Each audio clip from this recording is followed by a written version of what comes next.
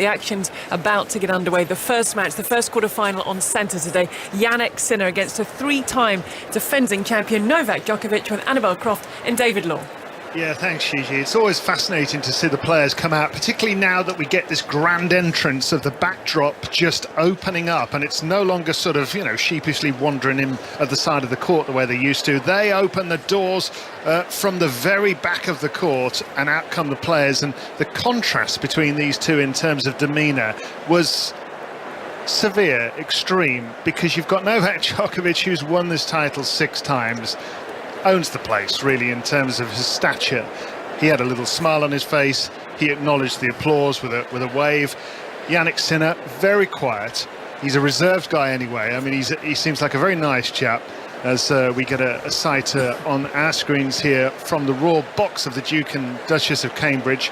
But the manner of Sinner is understated, and yet he has this vicious game. And it's going to be fascinating to see how he gets on today. Annabel Croft is here with us inside the commentary box.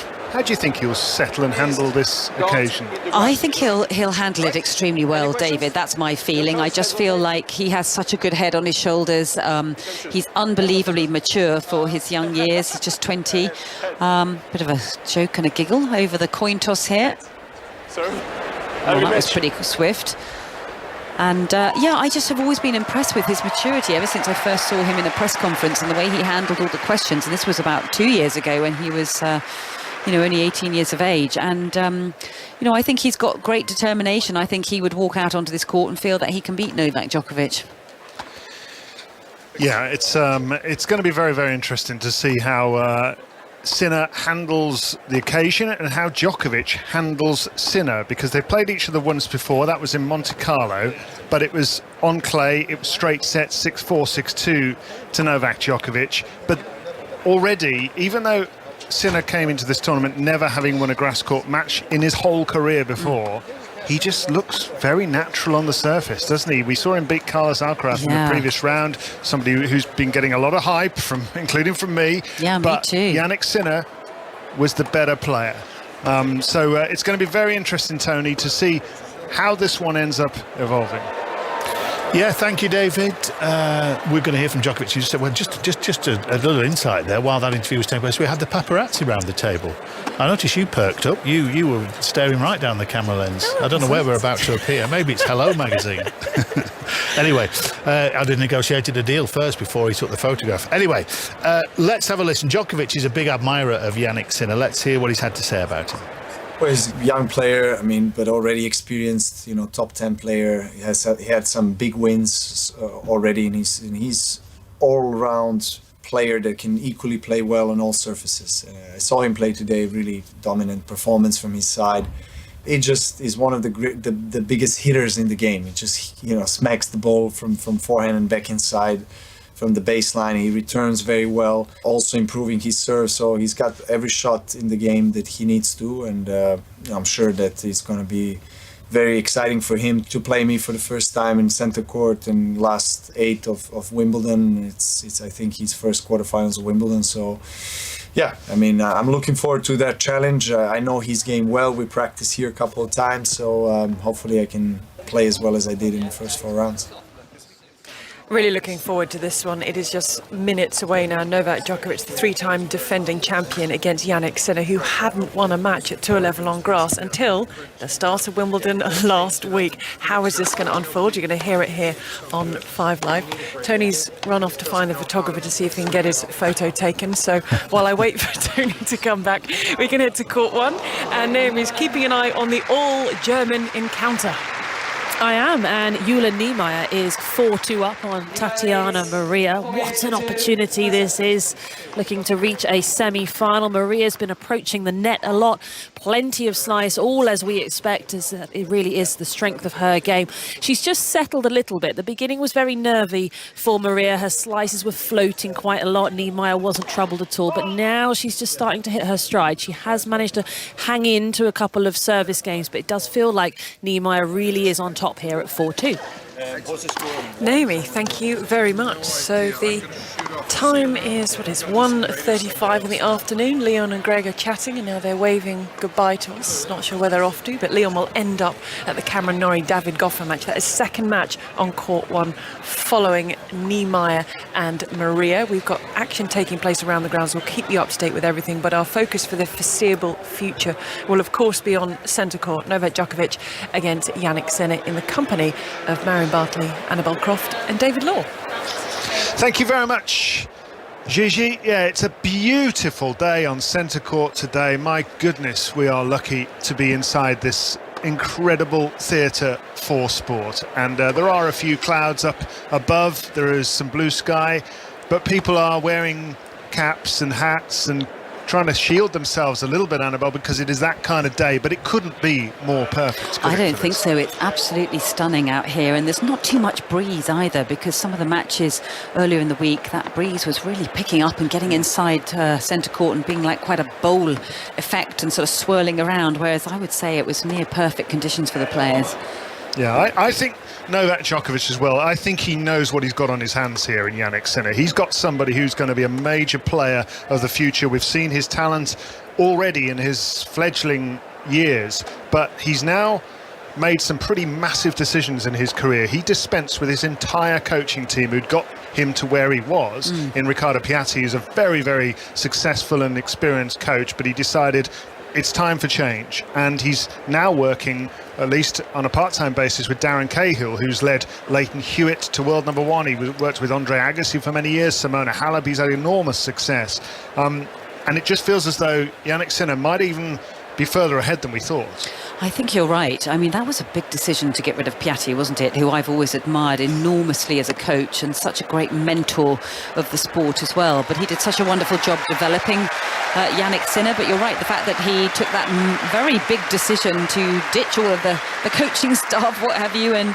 go in a new direction. But it was very much along the lines of what Andy Murray did. You know, you're not afraid to make difficult decisions and move on to get different information. Annabel Croft here with us on 5 Live for the first of the men's singles quarterfinals at Wimbledon. And it's going to be started by Novak Djokovic, the defending champion, who serves that one onto the forehand. It's whacked back at him by Jannik Sinner, who's wearing a white baseball cap, which is keeping those curly orange locks at bay. And he hits his forehand long. But if I tell you he's Italian, you know, you might think of Matteo Berrettini of last year, you know, barrel-chested and rugged, dark looks. And, well, Jannik Sinner could not be any more different in terms of appearance. He's pale-skinned, he's freckle-faced, and he's red-haired. And my word, is he a heck of a tennis player. He really is, and his frame is so slight. You know, he has quite slim legs and a very wiry frame, and yet unbelievably strong. We know he was a good skier, as was Djokovic actually, but that gives him a lot of balance on the court. You know, he really uses his legs so well. But there's not much of him, is there?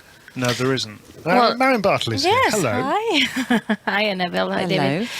He actually picked up a knee injury in Roland Garros. Jannik Sinner, that sort of, you know, he was managing the pain throughout that Grand Slam. That was not easy for him, but yeah, he didn't really pick up a lot of form before Wimbledon on grass. He lost very early on in Eastbourne.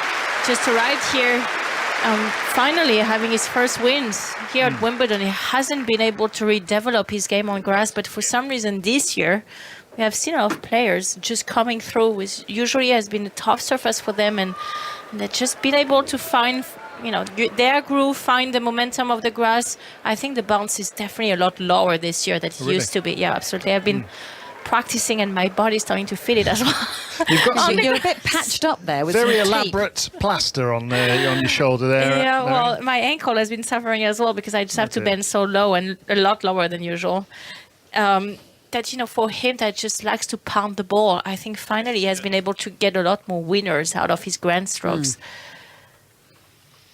Well, Jannik Sinner is down the other end of the court now, our end, commentary box end, Royal box end, and he's going to serve love one down. Djokovic held to love, and he's put the return in the court as well. In comes Sinner behind a backhand, but he's just lifted that long, and you could imagine if he's just maybe a bit stiff and awkward early on, because the nerves must be jangling inside that young head of his, just 20 years of age. And never been in a position like this before. He did play on centre court a couple of days ago against a similarly prodigious talent in Carlos Alcaraz, who we all expect to be one of the best players in the world in the next few years. But Jannik Sinner beat him pretty emphatically in the end. 4 sets. There was one set that was very close that Alcaraz managed to win, but Sinner was the boss of that match as he serves down the centre. But the nerves are really coming into play here. Double fault. He hasn't won a point yet. Well, I think that's absolutely right. He was a little bit sluggish getting up to that very first point of this game, where actually Djokovic did apologise. So I don't know whether he felt like the return of serve was a little bit of a mishit, but then a double fault, that usually shows early nerves, doesn't it? And I thought it was very decisive at the coin toss, even though they were sort of smiling and sort of having a little bit of a chat with the umpire, and it was all kind of quite a nice atmosphere up there, actually. But as soon as the coin toss was done, Djokovic made no hesitation in saying serve immediately. It was like to set the precedent and the tone. Yeah. And there's the return. He's regarded as the best returner in the world as he hits that forehand down the centre. But Sinner explodes into a forehand cross-court. He's got real power. He doesn't look like he'll have power, but he has. But he's whipped that forehand into the net. That's 7 points lost. One piece of information that I think is interesting, because I don't think anything that Novak Djokovic is doing doesn't have a purpose. And he practiced twice on his half day with Jannik Sinner, and they actually played points. Really? What, before this match? Yes. As in knowing that they would face each other? Absolutely. With his opponent? Yes. I've never heard of that. That's bizarre. And I think, I mean, it was between the first and second round and between the second and the third rounds. And I think Novak probably did that a tiny bit of Not purpose. ahead of this match, though. Not ahead of Sorry, this match, I thought but it that's was what you still were the saying. week. And he's feeling his game. Exactly. Yeah, definitely fascinating. sussing it out. I think so. Because Definitely. I think he just wants to, make sure that he understands and feels how he's playing on the grass as well. Wow. And you would think that he would know that Sinner is in that half of the draw and could be an opponent down the line. Yeah. Oh, that's fascinating. Marion Bartley, the Inspector 2013 champion. Bartley. You love it. More of that detective work. Here's a backhand cross-court from Jannik Sinner. Let's see if he can get on the board here with a point, as he's love 40 down. He's love 1 down. He's playing a lovely-looking backhand down the centre is Sinner. He's two-handed on that side. They both are. They're so similar in terms of the way they move and strike the ball. Annabelle was making that point early on. Both skiers as children, as a forehands whipped cross-court by Sinner. Now he's got the forehand. He wants it to the net from Djokovic, and listen to the crowd. They want to fight here. Yeah, they do. And I always think, if you were Novak Djokovic, how would you feel if your opponent has just hit, it was a very good forehand, but it was really an error from Djokovic, and suddenly the place erupts. And, once again, he's probably feeling, wow, this centre court crowd, despite the fact that I've won here 6 times, they're already on, on the side of my opponent. It must be very difficult.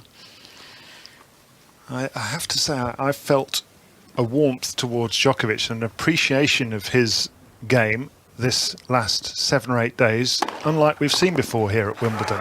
There's a big serve put down by Sinner, and he's got himself back to 30-40 here as the ball drifts out of court and into the tram lines. Yeah, that was a monstrous serve, wasn't it? And a little handshake. He's got a very distinct handshake. It's sort of done with purpose and intent, and his arm is kept very close to his body, and he just looked up at his support camp. He means business. So 2 break points have been saved by Jannik Sinner of Italy. Here's a third.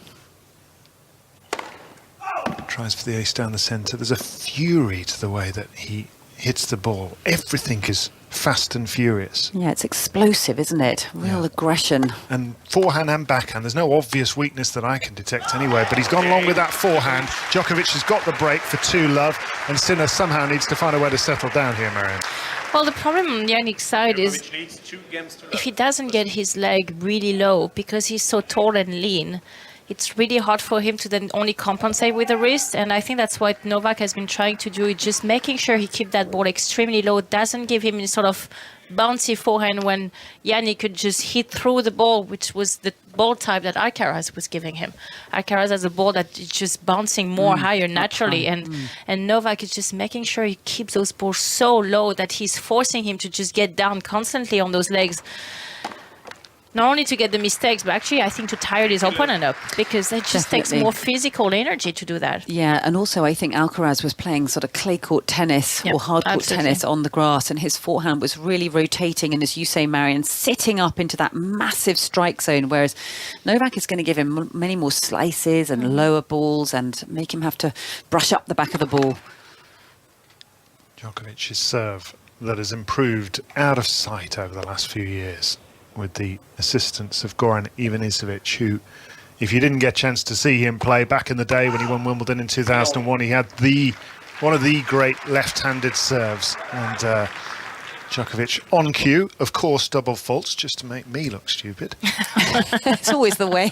But he's looking up, isn't he, into the sun, and he keeps on glancing up there. And after he did that double fault, he kind of brushed his eyes with his hand as if to say, "Oh, they're stinging," after looking up there. yeah, it is bright. He's doing up there, it again isn't it? now. There's a lot of white cloud up there, but it just sort of pops out the sun, and as you say, it's bathing centre court. Everybody in the crowd who's below the roof section, those in the last 20 rows or so, they're fine in the shade. Forehand crossed court from Djokovic. Then he goes down the line that Sinner meets with his backhand. There's a lovely rhythm to the way Sinner moves, just like Djokovic. It really is similar to look at. They're balanced athletes and tennis players as Sinner goes cross court with a forehand. On the stretch, he's effective, but this time he's wrong-footed by Djokovic, who's such a clever match player and keeps him off balance, even as balanced as he is. And Djokovic too loves the only difference I see in their movement is when Novak is on the stretch, he is able to just keep on having his core so tight and so straight up that he can just get the ball back in play with good depth at 75% pace, where for Jannik, you feel like he's sort of losing the balance a little bit on the upper body, and therefore he really has to go for a tough shot, because, otherwise he gets the whole open court to cover, and that's not his best play. So it's just on the move. He hit the ball as good as Novak when he's standing. It's just on the move that probably that's 5-10% difference, but that's why someone has 20 Grand Slam title and the other one is trying to get his first one as well.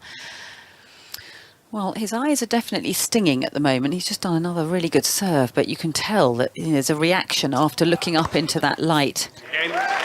Hits the line, does Djokovic. Puff of chalk tells us that was in, and Novak Djokovic now has the lead. No games dropped so far. And so 3-love up, Tony. And Sinner, we were saying, was a skier in his youth, asked if he was scared at all when he was doing downhill skiing. He said, "No, I love the adrenaline. I like going fast. I'm not scared. I'm just scared of snakes and horror films." Yeah, he's an interesting character. It's interesting hearing Annabelle say that there's not a lot to him. When I look at his legs, I'm reminded of those breadsticks I tried to pass around the commentary box. I've never seen a thinner pair. Right, more from centre court very, very shortly indeed. Let's get the latest news on 5 Live now. Here's Jill McKenzie. Listen on BBC Sounds. This is BBC Radio 5 Live. Thank you. Good afternoon. Labour says the Prime Minister's account of what he knew about allegations of inappropriate behaviour by the MP Chris Pincher has been blown apart after a former senior civil servant accused Downing Street of not telling the truth. Cabinet Office Minister Michael Ellis told the Commons that Boris Johnson had acted with probity at all times.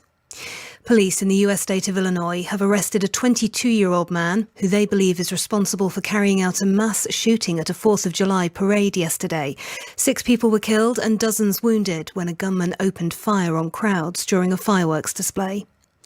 A public inquiry has concluded that an unarmed man who was shot dead by police during a foiled prison break was lawfully killed. Jermaine Baker, who was 28, was one of 3 men in a stolen car who were trying to help a man escape from a prison van in North London in December 2015. And an 85-year-old doctor who killed a patient after botching a routine procedure has been jailed for 3 years. Dr. Isiaka Maman admitted gross negligence manslaughter after inserting the wrong needle in the wrong place while treating Shahida Parveen at the Royal Oldham Hospital in 2018. Wimbledon 2022 with Gigi Salmon and Tony Livesey on BBC Radio 5 Live. Straight back to centre, and if Jannik Sinner is to get into this match, David, that first point was a nice illustration of what he has to do. Yeah, he's got something, Tony. I mean, I know physically he might not look an imposing sight, and the start hasn't been the greatest for him, 3-love down here, but He really is special, this young man, and he's moved to 30 love. I think you can see his skier history in the way that he moves. When he goes lunging into the corners, he's able to just maintain his foundations, his balance, isn't he? Yeah, definitely. He sort of looks like you could imagine him doing slalom down the mountain, couldn't you? Because he's so balanced. Well, both of them are. I could imagine both of these on the mountains. Yeah. Because you need to have a really good deep knee bend in tennis. Another good serve from Sinner. And actually, Djokovic, I always think of him as this wiry, sinewy figure, but he looks like he's beefed up a bit to me. I don't know whether it's the cut of that shirt. No, I think I know what you're saying, but when we saw him in his tracksuit on the centenary celebration, when he was standing there amongst all of the other players, I thought he looked so wiry, and very, very little of him as well. I mean, two very lean athletes out here today. Little backhand chip down the centre by Djokovic. Forehand netted by Sinner. Thudded into the tape, and just for a second you thought it was going to dribble over, but no, it went back his own side. For me, he has actually put up some muscle on the lower body. Oh. I think in Roland Garros, he was looking a little less on the muscle mass, but probably due as well to all that happened in Australia. It was hard for him to then come back and do all those fitness sessions, but he has been really doing that in between Roland Garros and here. Game point here for Sinner, and set point on court 1, Naomi Cavaday. And it has been converted because the forehand return from Tatjana Maria goes wide, and Jule Niemeyer with a quiet fist pump towards her camp.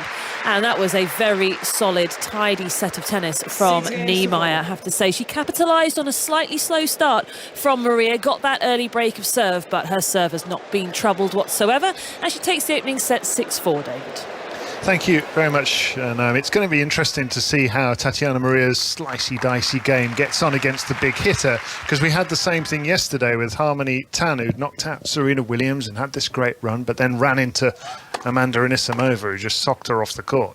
Here's a forehand down the line from Djokovic, who then plays a cushioned volley with the forehand. He's 3-1 up, Djokovic. And I mean, I was talking about how much his serve has improved. Yeah. How much has his volleys improved over the years? Yeah, but yesterday, actually, my mixed doubles partner, Nenad Zimonjic, was practicing with Novak, which I'm very happy about, because then he can play all the balls today. I can barely play one. But he was working a lot, Novak, on his serve, and actually asking Nenad some tips on the serve, whether he should do a little bit more of this, a little bit more of that. He's on the constant, and we had that talk before, on the constant search for just those little extra percentage that might make him just win those few extra points here and there that makes a whole difference at the end. And just having that sort of mentality and a way of thinking, for me, is extraordinary, because after everything he has been able to achieve on the court, to be on the quest for still more, and to have just the humility, just as Rafa or Roger, to be eager to learn, it's just something I find extraordinary. Yeah, me too. But do you know what he was asking for in the serve? You don't know. I do know, but I'm not sure if I can say it. That's classified information. Okay. But I mean, as a matter of fact, he was asking Nenad to also, serve from inside the court, obviously, but just really go for his maximum space and do it off returns as well. So it just, that constant preparation for the next thing that is coming, that he knows probably his serve is going to be crucial today, so he has to sharpen up that shot. He might have felt that in the previous rounds he could have served better. I don't know why he's asking all those questions, but he's absolutely asking them. Yeah, and he looks very, very calm today. We often see many different sort of characters from Novak Djokovic on a tennis court, but today he's in that sort of zen-like calmness. Lovely shot down the line with a backhand from Jannik Sinner. It hit the line, and even the sprawling Djokovic with the sort of almost splits out wide couldn't get the ball back over the net. Forehand into the net, so first little bit of pressure on his serve. He has to be careful with that slide, because that right ankle got jammed into the grass at the end of that slide. He's so elastic, though, isn't he, Djokovic? He looks like a human being who would not be able to turn an ankle. Yeah, Mr. Bendy. Serves that wide onto the forehand, then a forehand on the line. Sinner's in the rally here, and he's hit the sideline now, just in front of us. Then he goes deep, though, too deep with a backhand. That's a regulation backhand error. That's not a mistake he would be happy about. I mean, he had Novak into the rally. That was not a difficult backhand for his standard. He should have really made Novak at least play an extra shot. Yeah, that was a free point, wasn't it? I think even Novak would have been surprised by that one. Didn't have to work too hard for it. And the sun's gone in, actually. It's just gone a little bit more cloudy and the breeze just picking up a tiny bit. Helps for looking up into the sun, or the sky at least, for your serve. And Djokovic picks out the ball nicely, hits a big serve out wide and holds for 4-1. Djokovic leads 4-1, first set. Jannik Sinner of Italy, who made his big breakthrough really about a year and a half ago, and in March of last year when he was going on his way to the final in Miami, he was comparing his career to that of a sort of chef's kitchen, and he said, at the moment all I'm doing is peeling carrots and potatoes. However, That's a very good there's a further plan for when I develop my career and I become more of a chef. A bit more garlic and a bit more sort of spice being These are the added. ingredients of my career, just potatoes and carrots. Okay, no onion in there just yet. But I mean, actually, it's an interesting sort of self-awareness, I think, of it's not going to just happen immediately for him. He's making great progress, but I think he's in this for the long haul. But he's very much aware of who he has to beat if he wants to win a Grand Slam as well. I mean, Novak and Rafa are still playing, let's face it. And he knows that, even when he's at his best, he's probably just a little inch below that level. So unless for extra reasons or outside of the court reasons, he doesn't have to face them. Otherwise, he will have to beat one, maybe two of them in order to win a Grand Slam. He's very much aware that that might be a little too soon for him. But at some point, Novak and Rafa will take their retirement, and then he would have his chance. But it's about the build-up and getting him ready for that moment, because Alcaraz is going to be one of them as well. Yep. Zverev is going to be one of them as Alcaraz well. has already beaten them both, Nadal and Djokovic, back-to-back on consecutive days in Madrid. So he fears nobody. I still get the sense with Sinner there's just a little bit of politeness about him because of who he's playing. He almost doffs his cap a little bit as he hits his forehand on the line. That's a bit more like it from Jannik Sinner, who needs to show his teeth out here to Novak Djokovic and say, look, I'm coming to get you. Well, he certainly showed his teeth on that last forehand. I mean, that was absolutely explosive down the line and such a low trajectory. He timed it to perfection. Quite a blistering rally from both of them, but what a finish. And those are the kind of crowd-pleasing finishes that really get a crowd on side, aren't they? Real shot-making. Well, he has the sort of athleticism and shot-making, Sinner, that with Djokovic could make for some spectacular rallies that the crowd here would love. Here's a forehand from Djokovic, who's 4-1 ahead in the first set of this quarter-final. Sinner's racket crumples under the weight of it and it chanks long, 15-all. I don't know, Annabelle, if you have picked up that pattern already that Novak is using, but he's going a lot out wide with that forehand. Wide, yes, into the forehand, to pull him out wide. Exactly. Because people who have big forehands don't really like necessarily moving to that side. They'll like to pull it from the other side of the court. So I think you're absolutely spot on.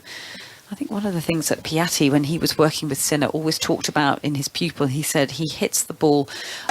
Well, actually, I know Federer said this about Sinner as well, that he was pretty even off both sides, but he's hitting a rising ball. So when that ball is rising still on the bounce, he's already starting the swing and hitting through. There's that forehand on the line from Sinner. He's in charge of this rally, but Djokovic's extraordinary athleticism and anticipation gets the ball back. Then he hits his forehand on the line. He's turning the tables now, Djokovic. Backhand down the centre. Great depth of hitting and precision from both players. Backhand cross court by Sinner now, who then leans into that two-handed backhand. He's got Djokovic on the run. In comes Sinner. And long goes the Djokovic forehand. That's a very good play from Jannik. He took the lead into that rally and decided to go down the line with the backhand. Novak was happy to just exchange cross-court. That was a risky shot, but he was able to just make it on that point. But I think Novak is just going to ask a lot of questions today. And, it's also just that maintaining this kind of level, isn't it? That's a problem. It was the exact same problem from that Dutch player in the previous round against Novak. He played this extraordinary second set, but to maintain that level is just so difficult. Our old pal Tim van Rijthoven, who we really grew a bit of a connection with. He's a good player. Here's a forehand drop shot from Sinner. That wasn't very good. Drop shot from Djokovic. In comes Sinner. Has he made that? No. Arm's gone out from the line judge. Yeah, the run forward is not really his best. I mean, that was not a good drop shot, as you say, David, but got Novak on the move. But that play on the drop shot from Novak was it's not his best shot, to say the least. It doesn't have the same feel of the racket when he has to really run forward, which is good for him. There is room for improvement. He's already playing so well, being still young, and have, he can really improve a few shots here and there. 4-1, Djokovic leads, 30 all on the Sinner serve. He's really got to hold here if he wants to still have any sort of say in this opening set.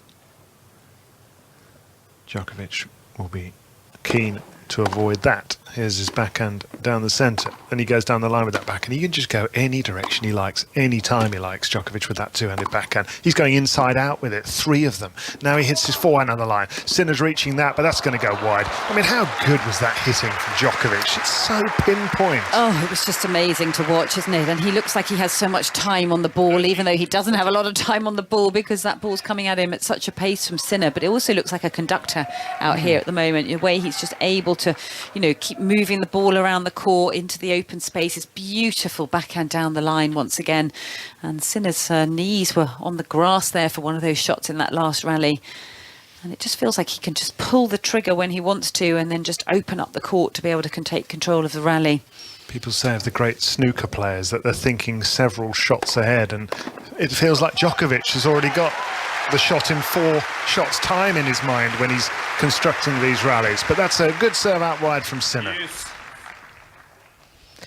Well, this is why, again, when we called Novak's previous match against Thiem, we thought it was a perfect match preparation for him, because on Thiem's shots from the back of the court, especially on his forehand, he didn't really had any time. Novak Djokovic should get settled. He would just have to react to that pace. And when you get a previous match like that, if you get a ball that looks a little bit slower, then all of a sudden it feels like you have a lot of time to play. And I think that's been happening today. Jannik has a different ball strike to Thiem. He takes a little bit more sort of curve to the ball, and Thiem was really going for broke. So for Novak to have that much preparation, actually, I think has been absolutely perfect for him for this match today. Yeah, he had to attune the reactions to the limits in that second set that he lost against Timmer and Van Rijthoven. Ace down the centre by Sinner. A little bit of a strut in his step now as he wanders back towards the backstop here, and he's going to take his towel from the little green box that they've got there. They've got a green box for Sinner, and they've got a purple box for Djokovic, the colours of Wimbledon, and so everybody knows where everybody stands, unless they're Nick Kyrgios, and then he just throws his towel over both of them. There's a chap in front of us who's got a glass of champagne with a strawberry in it, and he looks like he's having a lovely time. How civilised. 4-2 here, Djokovic, first set. Pretty much jam-packed here. And why wouldn't it be? Quarterfinals. Well, that was the side that where he had trouble in the previous game as well. Novak starting with a double fault. It looks less sunny than when he had to serve previously on the same side, but nonetheless still hit a double fault. Already had 2 double faults since the beginning of this match. That's Marion Bartoli, the 2013 Wimbledon champion, alongside Anna Bokroft, here with us on 5 Live for the first men's quarterfinal. Novak Djokovic 4-2 ahead. First set, Jannik Sinner, his opponent. This very talented young Italian who's chasing down a drop shot, but Djokovic hasn't put it over the net. It's love 30. Oh, that was strange. There was a little bit of tension that came into his arm there, because the serve was very short, 83 miles per hour. It was very spinny, sat up, and then that decision to go for the drop shot, and that really didn't travel. So in a bit of trouble here. So, love 30, Djokovic serves. Oh, an ace down the middle. Goodness, that one. And it's 120 miles an hour, but it's impossible to return. You get serves 20 miles an hour faster than that, but it's hitting the line. It's just so precise. It's just a precision that just beats you. But yeah, nonetheless, for Jannik Sinner, he's still up in that game, 15-30. He can set up break points here. Really have to raise his energy and concentration on that point coming up. Returns with the forehand. This is back in play. It's 15-30 Djokovic. Backhand cross-court by Sinner. Trying to break back here. Hits his forehand cross-court. Now have another forehand to go cross-court. Can he puncture the defences of Djokovic, though? They're so watertight, aren't they, this man from Serbia, who hits a drop shot again and hits the net again. And he's looking up at Goran Ivanisevic, who leans over the barrier. And very clearly, Goran Ivanisevic shakes his head. Well, that was the play, which is the execution I was missing, because if that ball went over the net, that was a winner for sure. It's just the 2 drop shot he has been trying. Novak in that game hasn't just passed the net. A little bit of tension for sure. Break point, 2 of them for Italy's Jannik Sinner against the defending champion Novak Djokovic, who serves down the centre and nets, and suddenly he looks a bit out of sorts with his game, just momentarily. And he looks pretty miffed about it. Serve hits, clips the top of the net. Damien de Massoir is the umpire from France.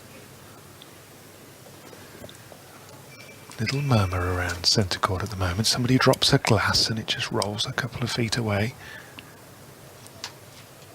Breakpoint Sinner, double fault Djokovic. You could feel it coming. The last 3 or 4 points, for whatever reason, Novak Djokovic's timing disappeared. And he's suddenly, from a point where he was a point away from 5-1, he's now only 4-3 ahead, and it's back on serve. Tony. Time to join me, because there's a break-back point on court number 1, the meeting between Tatjana Maria and Jule Niemeyer. It's Niemeyer who took the first set, the German number 3, by 6-4.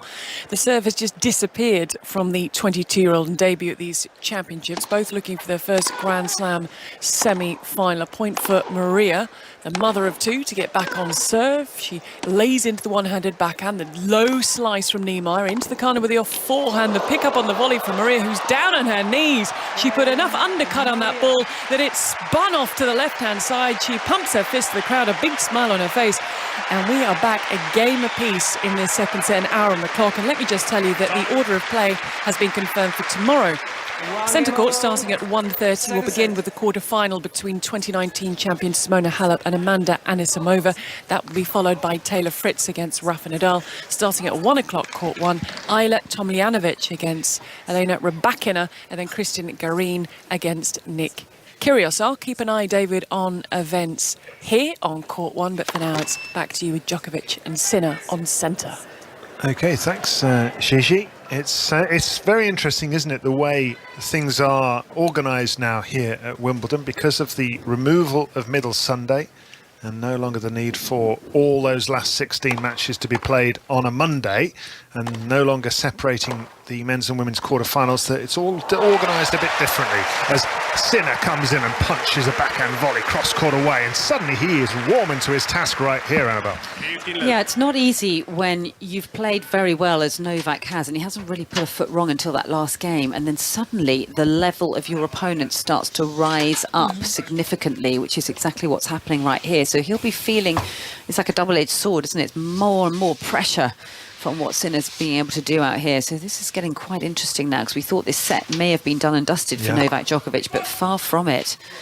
And then there might be a bit more tension and a bit more emotion that we're going to start seeing from Djokovic. Yeah, I think you're right. I mean, I'm really surprised that he's let this slip, to be quite honest. And Goran Ivanisevic's shake of the head after that second missed drop shot told a story to me. He doesn't think he should have been missing that. Forehand cross-court by Djokovic. It's 15-love Sinner, and long goes Djokovic. And you hear the voice of Sinner. This is a mild-mannered young man who you don't often hear from, but he is letting it out now.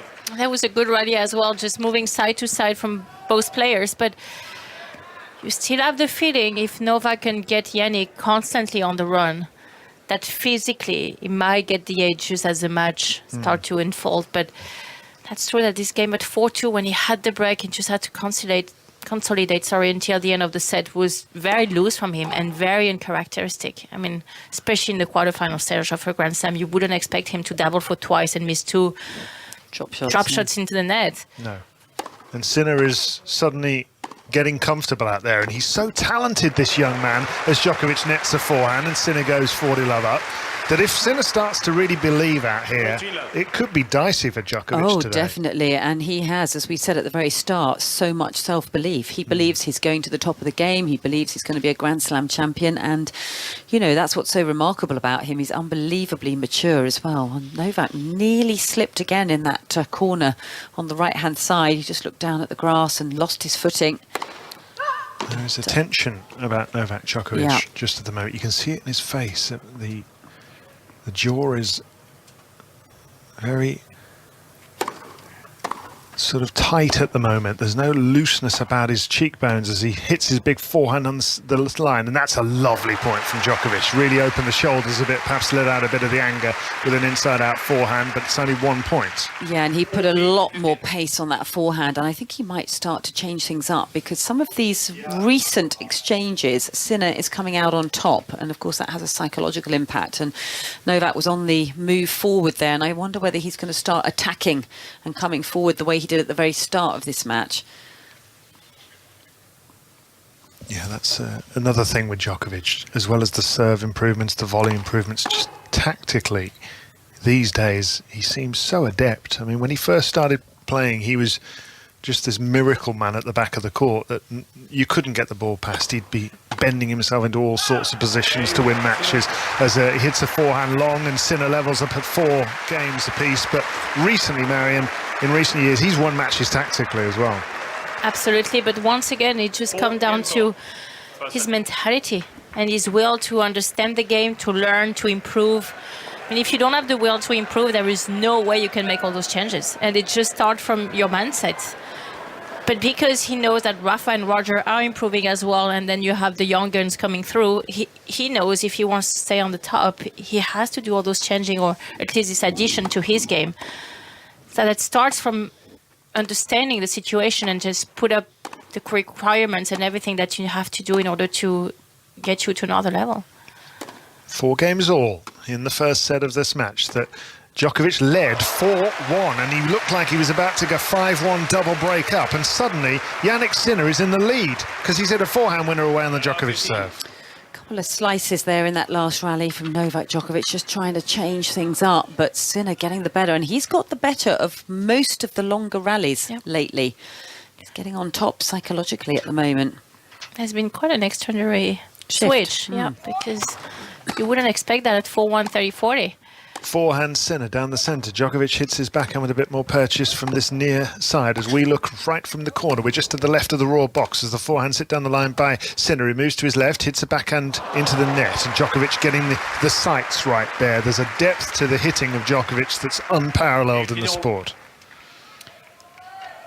Just have to come back to what was working at the beginning of this match, which is a lot of depth, as you say, David, not missing from the back of the court and getting Jannik Sinner on the stretch. That has been the working tactic that he has been using. You just have to come back to that, and serving well, of course.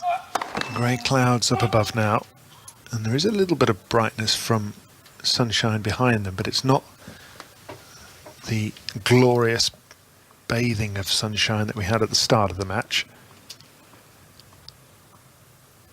Clouds in the head of Novak Djokovic as well for the last couple of games. He's 4 games all, he's at 15 all, but he was on course for this set efficiently. This time though, he's hit a very nice forehand down the line. That's the play, and the difference in the last forehand is those first 2 steps to get slightly more towards the ball, take it a little bit earlier, and therefore do not allow Jannik Sinner to have enough time to recover down the middle.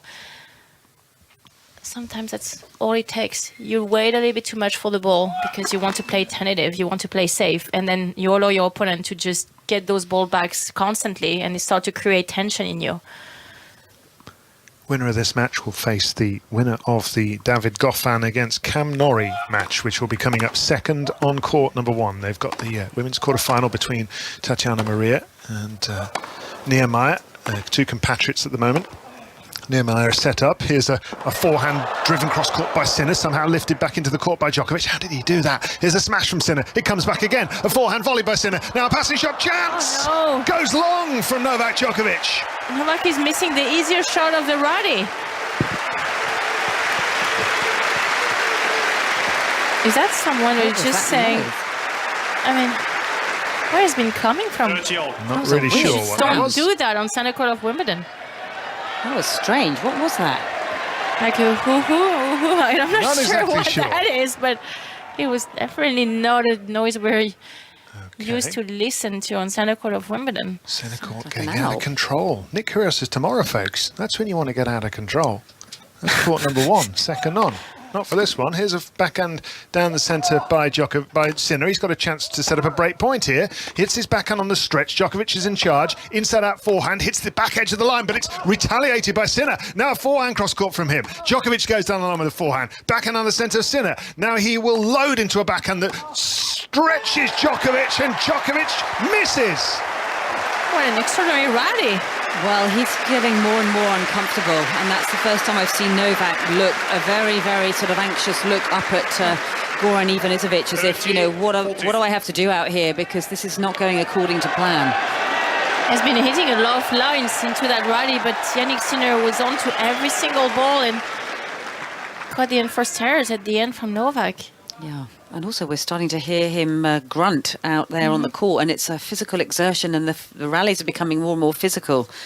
It's like a slugfest, isn't it? A man 14 years his junior here as he serves and volleys Djokovic, and he thought it hit the line. He hits a little half volley on the backhand, but the ball I think is called out by umpire Damien Demassoir. So it's break point to Jannik Sinner. And he's heaving a little bit, Novak Djokovic, from some of these exertions in the rallies. 35 years of age, Djokovic serves onto the service line. Couldn't have been more perfect, and that was even better. That forehand dispatched over the high part of the net by Djokovic. Goodness, the nerve to hit that shot that hard in that moment. Break point down, clean winner. Absolutely, that was nerves of steel, wasn't it? That was the Novak Djokovic who's won 20 Grand Slams, who's like, right, I need to show who's boss out here. Well, remember, he hit a passing shot on the round, the forehand to save match point against Roger Federer for the title. So, I mean, he knows one thing or two about saving break points and putting up great shots at tough moments. But he had his wife on her feet to try to cheer him on. He just had to get that service game, start to really again be on the scoreboard as a leader. Become a really good set this. 4 games all. Deuce, first set of this quarter-final. Sinner nets his backhand, and he'll be frustrated with that. Well, he's talking to himself quite a bit here, Novak. We have not seen anything from him for most of this set, but he's definitely getting a little bit more animated. Might see a big roar from him in a minute. Anna Bokroff to Marion Bartoli here with us on 5 Live. Serve down the centre is a good one from Djokovic. Follows it up with a backhand, but he nets. That is inexplicable, really. I think out of the corner of his eye, Annabelle, he saw Sinner go in the right way. Yeah, he but did. He was But he gonna should go change after. it and go down the line. And can you do that last second? Of course, especially with the ball that had no pace like that and so close from the net. You can see opponents start to move and you just open up the left hand. It's a down the line. That is really just tension. I love the look in your eye when I said that, Marion, as if to say, well, good players can, yeah. You couldn't. No, I would never get there. But I think that's just tension. He's just feeling stressed. And that's because of the quality of the hitting from his opponent and everything he's putting out psychologically. Forehand winner cross-court, Djokovic. Sinner is bringing Djokovic's level up in a way. He's forcing Djokovic to have to find an even higher level to keep level himself. So it's an unbelievable contest at the moment, and we're only early stages. Point for 5-4 for Djokovic. He's seen off a break point in this game.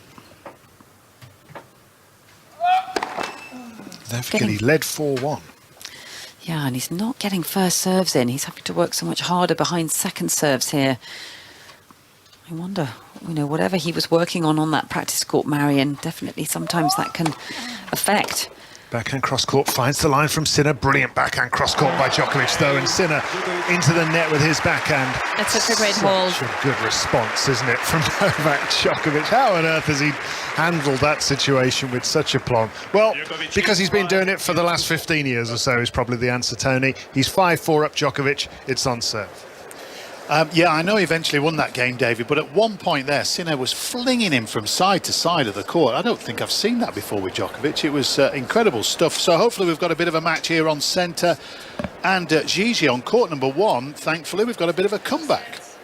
We've had a little bit of a turnaround in this all-German affair between the German number 3, the German number 4, Tatjana Maria, who's the 4th-ranked German, against Jule Niemeyer. Now, Niemeyer was too strong and didn't let Maria settle in the first set, taking it by 6-4. But Niemeyer's level has dropped off, and at the same time, Maria has settled herself a little bit into the serve, a big weapon for Niemeyer. A few more double faults, first serves going into the net, allowed Tatjana Maria to play her game, to slice, to get in, because there is so much power coming off the racket of Jule Niemeyer. But Tatjana Maria, the mother of 2, broke in the second game.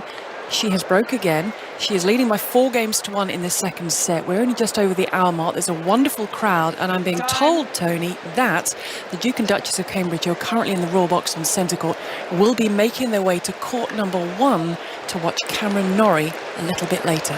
I've just got my eye on him now, right on the front row. Really, as a PR exercise, they should give their tickets to me when they go, or somebody else in the crowd at least. It'll be 2 empty seats, I guess, unless they got stunt doubles.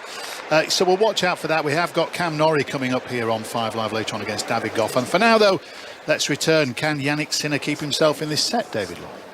Well, he's done a great job so far, Tony. Has this young man, this freckle-faced young man from Italy, with his curly red hair and his fair skin. He's a cracking player, and he's going to get better. 4-5 down. He is. Serves onto the forehand of Djokovic, who goes long with that return. The Royal Box, as well as having the Duke and Duchess of Cambridge in it, also has David Dimbleby and the former Australian Rugby Union captain, George Gregan. Were they officially on the list of the Royal Box? Or They weren't. They've just turned up. Just an addition, a nice addition to the Royal Box. Can I come in? Yes, all right then.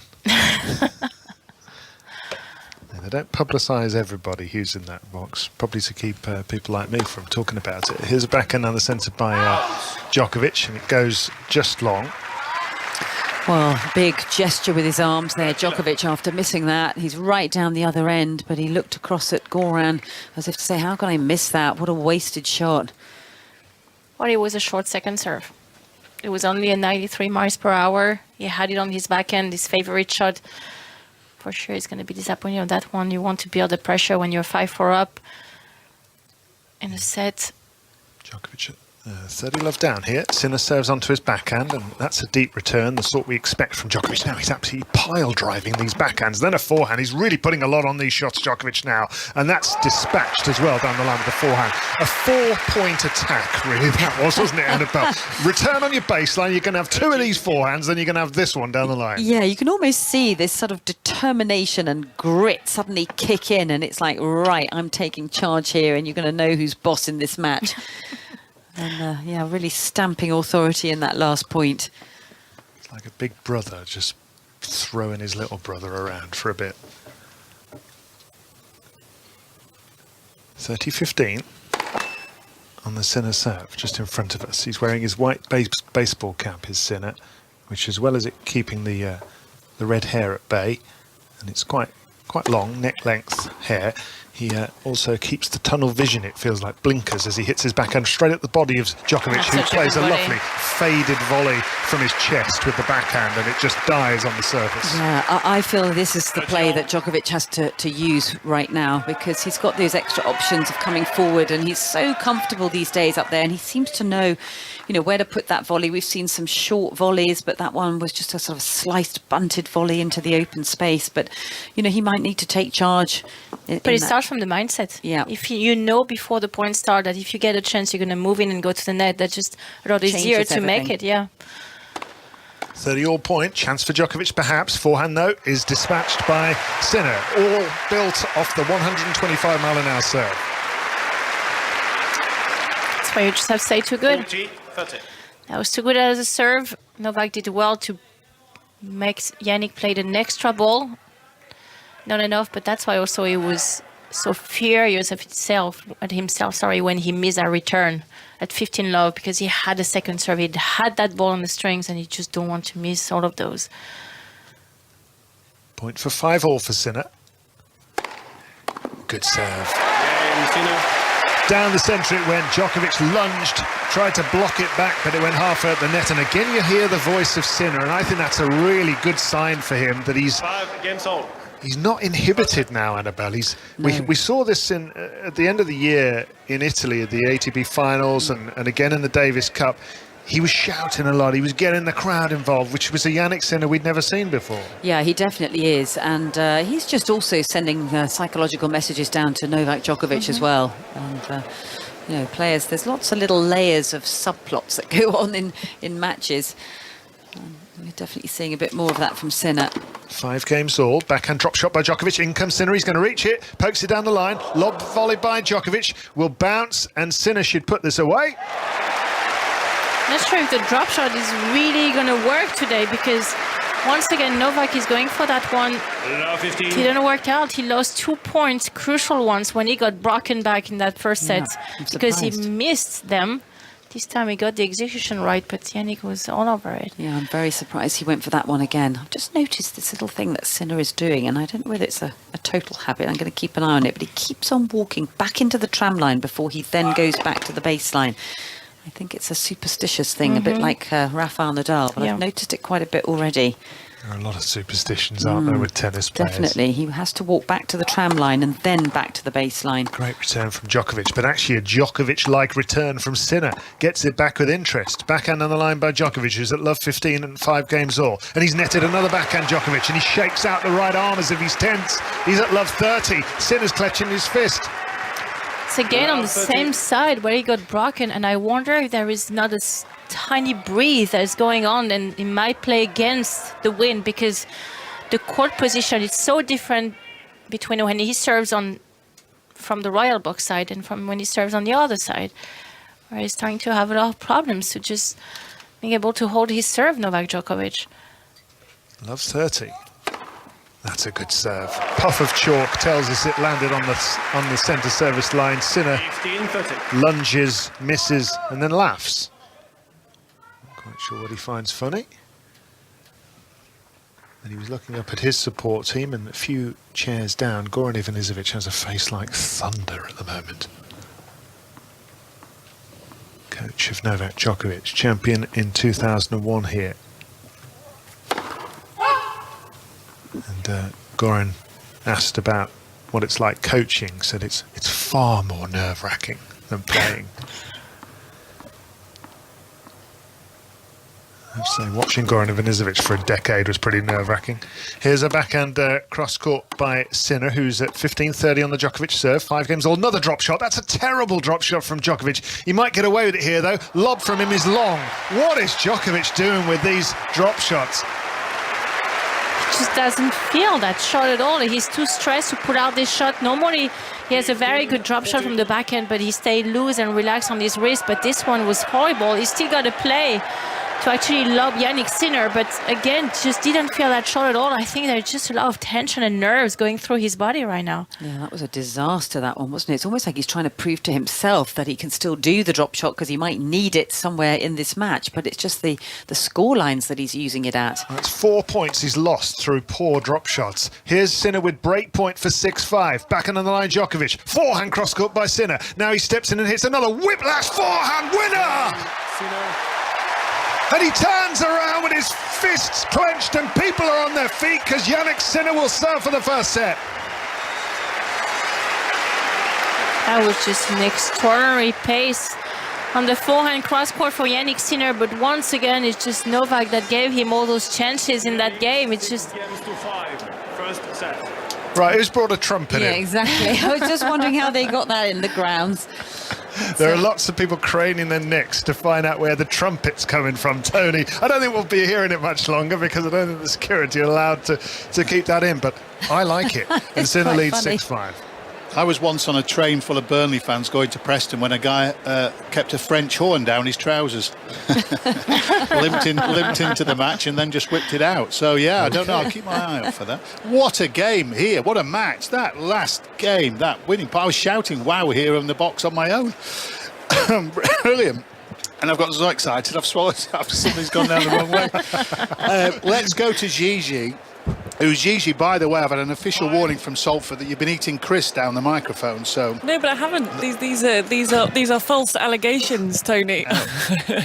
It's oh dearie me. Right, okay. Tony's going to sort himself out there. I can't match the excitement that you've got on centre court right now, but I can tell you that Tatjana Maria is keeping her firm 5-2 hold on the second set against Julia Niemeyer.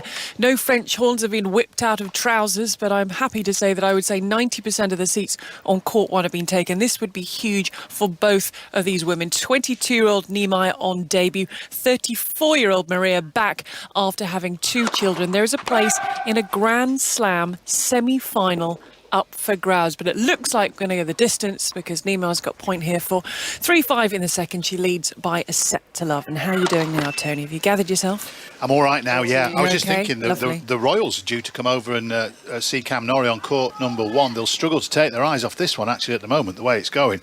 So we'll keep our eye on them. But straight back to David. Jannik Sinner serving for the set, David. And who would have thought that, Tony, 20-30 minutes ago when Novak Djokovic led 4-1 and he was very close to 5-1 up. And he hasn't won a game since. 6-5 Sinner, 15-all, big serve from him. Djokovic has hit several ill-advised drop shots. I can think of 4 points that he's lost off the back of drop shots. And his serve has tightened. He's just kind of lost his feel, it feels like, watching him at the moment. And his brain seems a bit scrambled by what's going on. And Sinner has just grown in stature and confidence as the set has gone on, and he's such a prodigious talent, a great athlete, still such a fledgling talent, 20 years of age, but I think he's starting to feel like it might be doable. And of course, he double faults immediately. 15 putting. David, it looks like it's your first match you're commentating. Yeah. You're making mistakes of a rookie. No, unforced errors. Djokovic has just done a big stretch on both legs to stretch out the hamstrings a bit more, and I've not really seen him do that in the middle of matches. He has been hitting his glutes as well with his racket, his court. I think he's just really nervous, really. Amazing to think, isn't it, that a guy who's won it 6 times before is still nervous in a quarter-final, but he's a human being, isn't he? That's just how much he cares. Yeah. You know, that just shows how much he cares about all those matches. Backhand hit cross-court by Djokovic. He's got 15-30 on the Sinner serves. He's hit the back edge of the baseline with that forehand, Djokovic. Sinner hits his forehand cross-court. That hits the line as well, and long goes Djokovic. And Djokovic waves his arms out wide as if to say, what am I doing? Exactly. Well, he had the shot on, didn't he? And we've seen some spectacular forehands down the line off that very same ball. And this time that one missed by some distance. And there was one earlier forehand in the rally where he stopped playing because he thought he'd hit it out. Yeah. And I think that automatically affected that last forehand. But he didn't even really went for it on the last one. He was just sort of more trying to get it down the line rather than going for the winner. First set of matches are so often very important, and I was looking at the record of Sinner and thinking he really has to win the first set of this match if he wants to win. Never come from 2 sets to down to win a match before, but he's about to have a chance to win the opening set here because he's put a serve out wide onto the forehand of Novak Djokovic, and Djokovic has gone long. 55 minutes. Well, he's studying his racket very intently, Novak Djokovic. He's looking like he's going to do a shadow swing, and he's thinking about that forehand side, which is slightly disintegrated at the back end of this set. The sun comes out as Jannik Sinner has set point, serves onto the backhand, whips his forehand cross-court. Good return from Djokovic, now a forehand behind it. He chips his backhand within an inch of the net and replied in kind by Sinner with the backhand. Now off the top of the net from Djokovic. Missed forehand cross-court by Sinner, and Djokovic apologises. Well. Almost felt what he was hitting that last forehand. It's really on the edge from Novak Djokovic to stay in that set. He just really lost his footing as he was hitting. He could have hurt himself pretty badly. On the ankle especially. I've just seen a replay of Sinner's lunge out to his right. He landed on his feet and then they just gave way, and frankly anything could have happened physically for him at that point, but he seems okay. The Italian, 20 years of age, Jannik Sinner, 6'5", deuce, has a forehand to hit. He hits a drop shot. Oh, it's a beauty! Well, that was the one Novak has been looking all day long to put out that shot. He hasn't been able to achieve it, and Jannik on that moment, a deuce 6-5, just played it perfectly.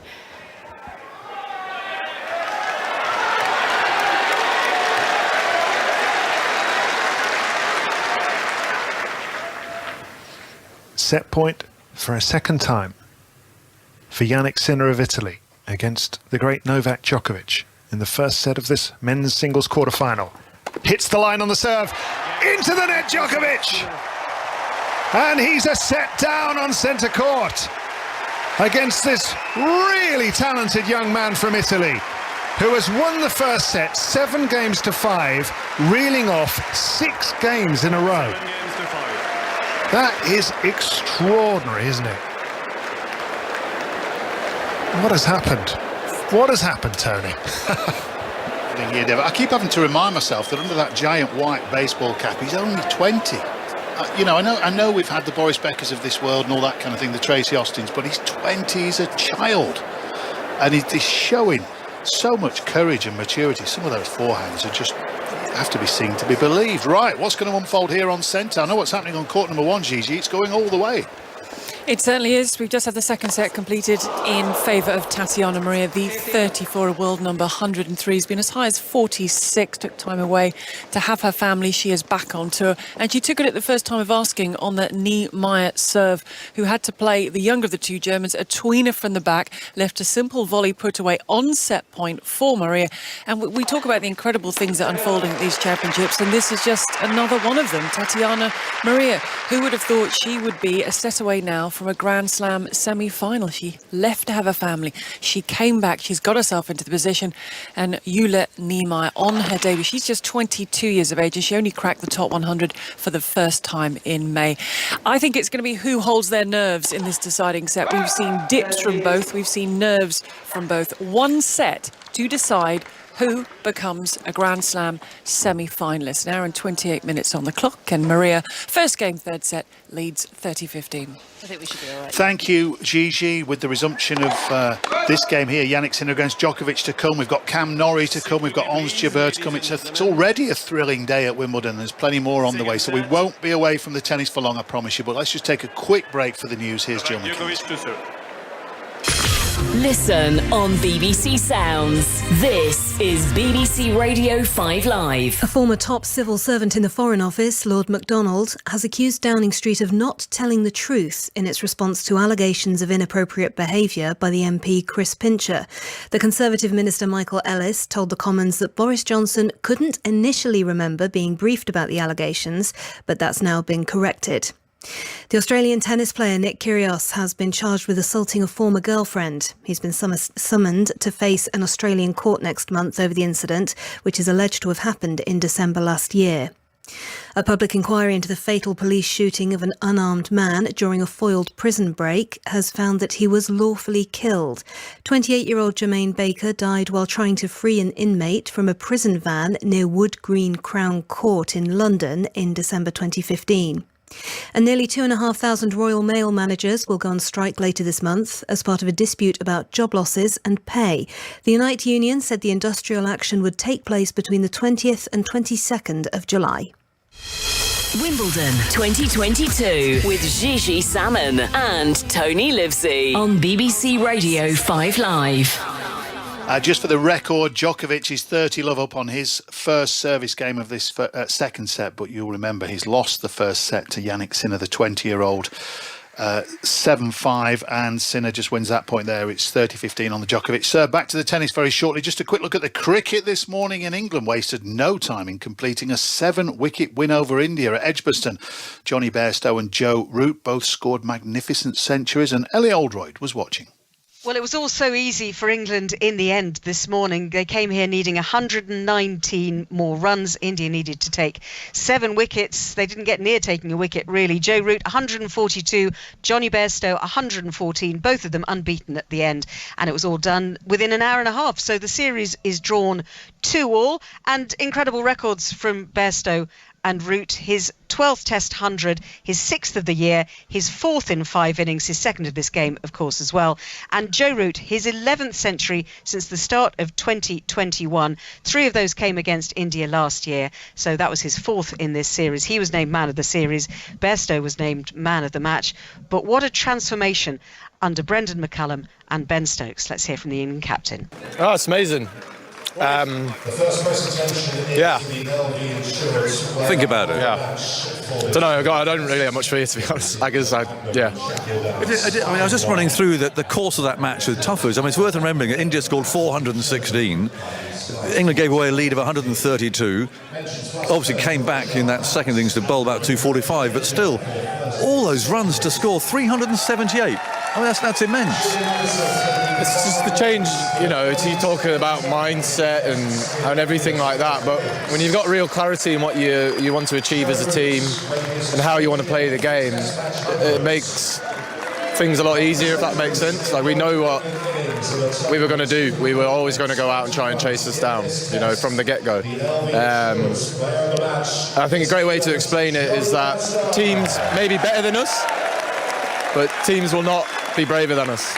Well, it feels as if the world has watched what England has done over the last month and a bit, first against New Zealand and now here against India, and thought, well, we're playing Test cricket in a different way now. One thing is for sure, that after one win in 17 Test matches, this is a glorious transformation from an England point of view, and it's been such fun to watch from the England fans and for those of us who lived through some of the misery of the last year or so. But it's been a lot of fun. White ball cricket to come now against India and then against South Africa, and then the Test series against South Africa to come in August as well. And for the women as well, we've got white ball cricket and then the Commonwealth Games, which will be here in Birmingham.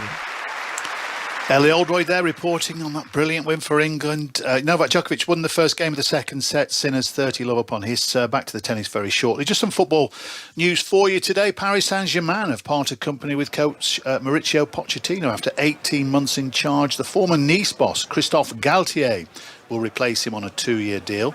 Richarlison will miss his first match as a Spurs player. He's been given a 1-match ban by the FA after throwing a flare in Everton's win over Chelsea last season. He's also been fined £25,000. Manchester United have signed fullback Tyrell Malacia for £13 million from Feyenoord. And in rugby union, South Africa have named 2 uncapped players in their starting lineup, and another 4 among the replacements for their second match against Wales this weekend. Right, let's get back to this thrilling match in front of us here on centre court. Naomi Cavaday has taken over commentary duties. Hello, Naomi. Hello, Tony. Yes, what a set of tennis that was. 7-5, Jannik Sinner, the 20-year-old, who really has been quite a phenomenon in terms of his abilities as a teenager all the way up to the top 10. It's just taken him a little time to settle there, but that is understandable. And what a start here for Djokovic. This is a significant leap up in level in opponent for Djokovic in terms of what Sinner has been able to do. He's already taken out a top 10 player so far in this event in Carlos Alcaraz the round before, and was brilliant in that encounter, as well as John Isner. And here he is, a set-up on the world number 1. Forehand inside out from Djokovic. It's 1-1, and Djokovic is serving. Plays the forehand cross-court to the forehand of Sinner, who has these really long levers on either side and just leans through a backhand that sets up a drive volley and goes away for a winner.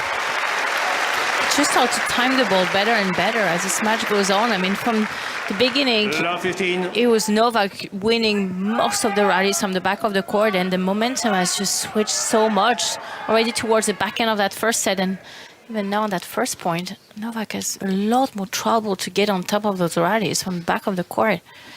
Yeah, the shot from Sinner, it really shoots through and penetrates.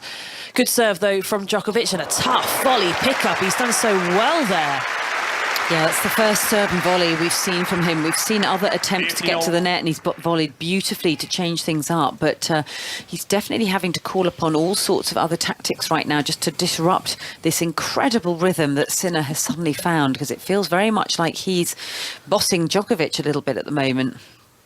Just under an hour, that first set. Good return from Sinner. He loves leaning out to those wide balls. He gets down a little lower to a backhand, and Djokovic is just about dictating the rally, but then Sinner takes the ball down the line, which completely caught Djokovic by surprise. And quite a negative reaction after that miss. That was a slow movement, right? Yeah, it was. Didn't read that play from Sinner, and suddenly kind of all went floppy, didn't he? With his arms and legs, and head was hanging low, and displaying to the crowd here that he was lacking in energy in that last point. I've been studying the boxes very closely, the player boxes through the first set. I have to say the Sinner box has just stayed incredibly calm. Just some nice clapping after that first set. His coach Simone Vagnozzi did stand up and just give him a fist pump, but nothing too wild. They know there is still quite some way to go. Backhand from Sinner at 15:30, then has to push back deep because it's a good shot from Djokovic, who just manages to hold on to his balance, picks up a ball, but it's short, and Jannik Sinner's going to put it away. No, he's not. He's lobbed, and the backhand smash winner from Jannik Sinner. Just like looks like he's reading the play of Novak so well. We were talking about those practicing together. Well, he might actually start to play against him because he's reading Novak's game so well. He just anticipates all those shots a little fraction of a second early, and he's on top of them every single time. And all of a sudden, it's Novak who looks a little bit out of thoughts on what to do next. 2 break points for Jannik Sinner on Novak Djokovic. He's just taking his time going through his many, many ball bounces. And it's going to be a second serve for Sinner to look at. Well, he definitely needs to find his first serve because that really hurt him towards the back end of that first set. And if he keeps having to play catch up in the rallies behind second serves, that's not going to be easy. Big return from Sinner cross court, and then he deals with the pace from Djokovic. Well, it's gone way long from Djokovic. It's a break of serve for Jannik Sinner. And how about this? A set and a break to Sinner. Remember, he was 4-1 down in the first and looking like, I remember you saying, Marion, he needs to settle quickly. He needs to find his feet. And boy, he started really letting loose on these strikes. He looks great. He was 4-1, 30-40. He had to save a double break point. And that was the whole momentum switch because he was able to save that with great serves down the tee as a slider down the tee. And then at 4-2, Novak played one of the most horrible game we have seen him playing since the beginning of the championship. And all of a sudden, just the body language looks really, weird from Novak. Just not a lot of energy going on. He's just having his head looking over the ground, his head's down. Doesn't seem to be having, really a good afternoon, to be honest. Yeah, no, he's gone very negative with the body language. And, you don't normally see him when he's at the change of ends like this, glancing around, but he's just been looking at some of the line judges that have just left the court. And then he started studying the blisters on his hand very, very intently. But he's out of the chair pretty quickly. And, you can never underestimate what's going on with him because sometimes he can look a bit hangdog and then suddenly he'll start getting off the floor and fighting again. But at the moment, he is facing an enormous uphill battle because his young opponent down the other end is just playing the best tennis I could ever imagine that he could play out here on centre court against the 6-time champion here. Well, Jannik Sinner has been pegged for big things from such a young age, an incredible talent. Now up a set and a break here, serving, misses the serve long. He's already got his own logo sorted out, like the greats have. The Jannik Sinner logo looks a little bit like a fox because that was his nickname when he was younger, a fox, and there's lots of meaning behind that. That's ready to go. Might need to win a slam first before he can really start branching out on that merchandise. A forehand error from Djokovic. He has been just doing a lot of sort of shadow swinging from that forehand, looking at his grip, looking at the racket head orientation in the space. And when I look at his body language, I don't really feel extremely confident on the outcome of this match because, I don't know, he seems to be focusing on constantly the negative points, Novak Djokovic, so far instead of, trying to be a little bit more positive. 15 loves serve in the net. Can see the Jannik Sinner logo in his box though, on the hat of his coach. Second serve to the backhand of Djokovic, going to go wide, and that's one of the returns for Djokovic that he is so good at. That backhand return, when it's in that awkward position, he's able to really generate, but that looked uncomfortable. I think he also would probably like to let out quite a bit of steam, but because from quite early on in this set, or the first set certainly, it was very obvious and evident that this crowd were going to be supporting the young underdog Sinner, and they really got on top of him, I think, and so he doesn't want to give this crowd any more to get hold of. Letty Love is going to get another go at this serve, Sinner. Do you think that would get to Djokovic, though? Or Yeah, I think he's used to it by now. Yeah, but he just doesn't like it. It upsets him, I think. Exactly. I think he's actually sensitive to it, and I think it hurts him. Forehand return from Djokovic is deep, and then a backhand slice goes down low to Sinner, but he does well, gets underneath it. Forehand from Djokovic pulled on the inside and it's called wide, and it's all starting to unravel a little bit here for Novak Djokovic. It's just the body language that worries me more even than the scoreline or just the rallies. It looks flat. Defeated. Yeah. Very defeated at the moment. I feel like he's put out some of his very best tennis earlier in that set. Okay, it went a little off towards the back end, but it wasn't good enough to take Sinner on. Sinner was outplaying him at his own game. And he's gone very, very sort of listless and a little bit lethargic. Djokovic right in front of our commentary box. There's an ace from Sinner. Djokovic isn't going to even attempt to play that one. Both men are going to change their rackets for the new balls. And Jannik Sinner, do you think he discussed with his team what do you do when you're a set and a break up? If you find yourself in this position, try and be bold, maybe just try and keep it steady, whatever it might be. I just feel like Sinner has a champion's mentality himself. I mean, he's very calm, very difficult to read psychologically. He's got it all in terms of his game. Plus, he has weapons. I mean, you know, that's one thing you need on the tour, isn't it? Is weapons that can hurt opponents, and we're seeing that in abundance, particularly with that forehand strike. It's just like a firecracker that goes across the court. So, Djokovic serving down 3-1 in the second. This is such a huge game because this will just tell us where Djokovic is at. Is he going to fight for this, or is this just going to run away from him? Serve. Well, he looks very wounded out here, doesn't he? Even though he's not carrying an injury, he just looks like a wounded animal. Quite surprising that he let the end of the first set hang over into the beginning of the second. It's not normal Djokovic behaviour. So to the forehand of Sinner, and then takes a low backhand cross court, but Sinner picks it up and goes right to the baseline. Djokovic does not move his feet at all, attempts a half volley pick up and misses. Love 15. Yeah, that was very un-Djokovic-like, wasn't it? He did not move those feet, and he didn't even try to go backwards to get that ball in play. He just, as you said, attempted the half volley, which was never going to be on, really. So he's given away the first point yet again. Love 15. Sinner looking to put some serious daylight between him and the top seed, the six-time champion, who still comes out on this court, on centre court, and doesn't have the crowd behind him. Forehand from Sinner is good, and then Djokovic has just found the sideline with a backhand. He's been missing an awful lot of those. A lot of his shots have just dropped wide or long. That one good. I mean, going back to the support of the crowd, you know, both of you will remember that very emotional scene out on the centre court at US Open when we suddenly saw him, when the crowd were right behind him, and we saw this eruption of emotion and tears. And that was the first time that you saw this very sensitive side, as if, you know, finally I've won you over, all of you people who never cheer for me. And I feel like he needs a bit of support out here. This is a six-time Wimbledon champion. If it was Bjorn Borg or even McEnroe, who won it, 4 times, Borg 5, you know, you feel like he deserves a bit more support than he's getting for a six-time champion.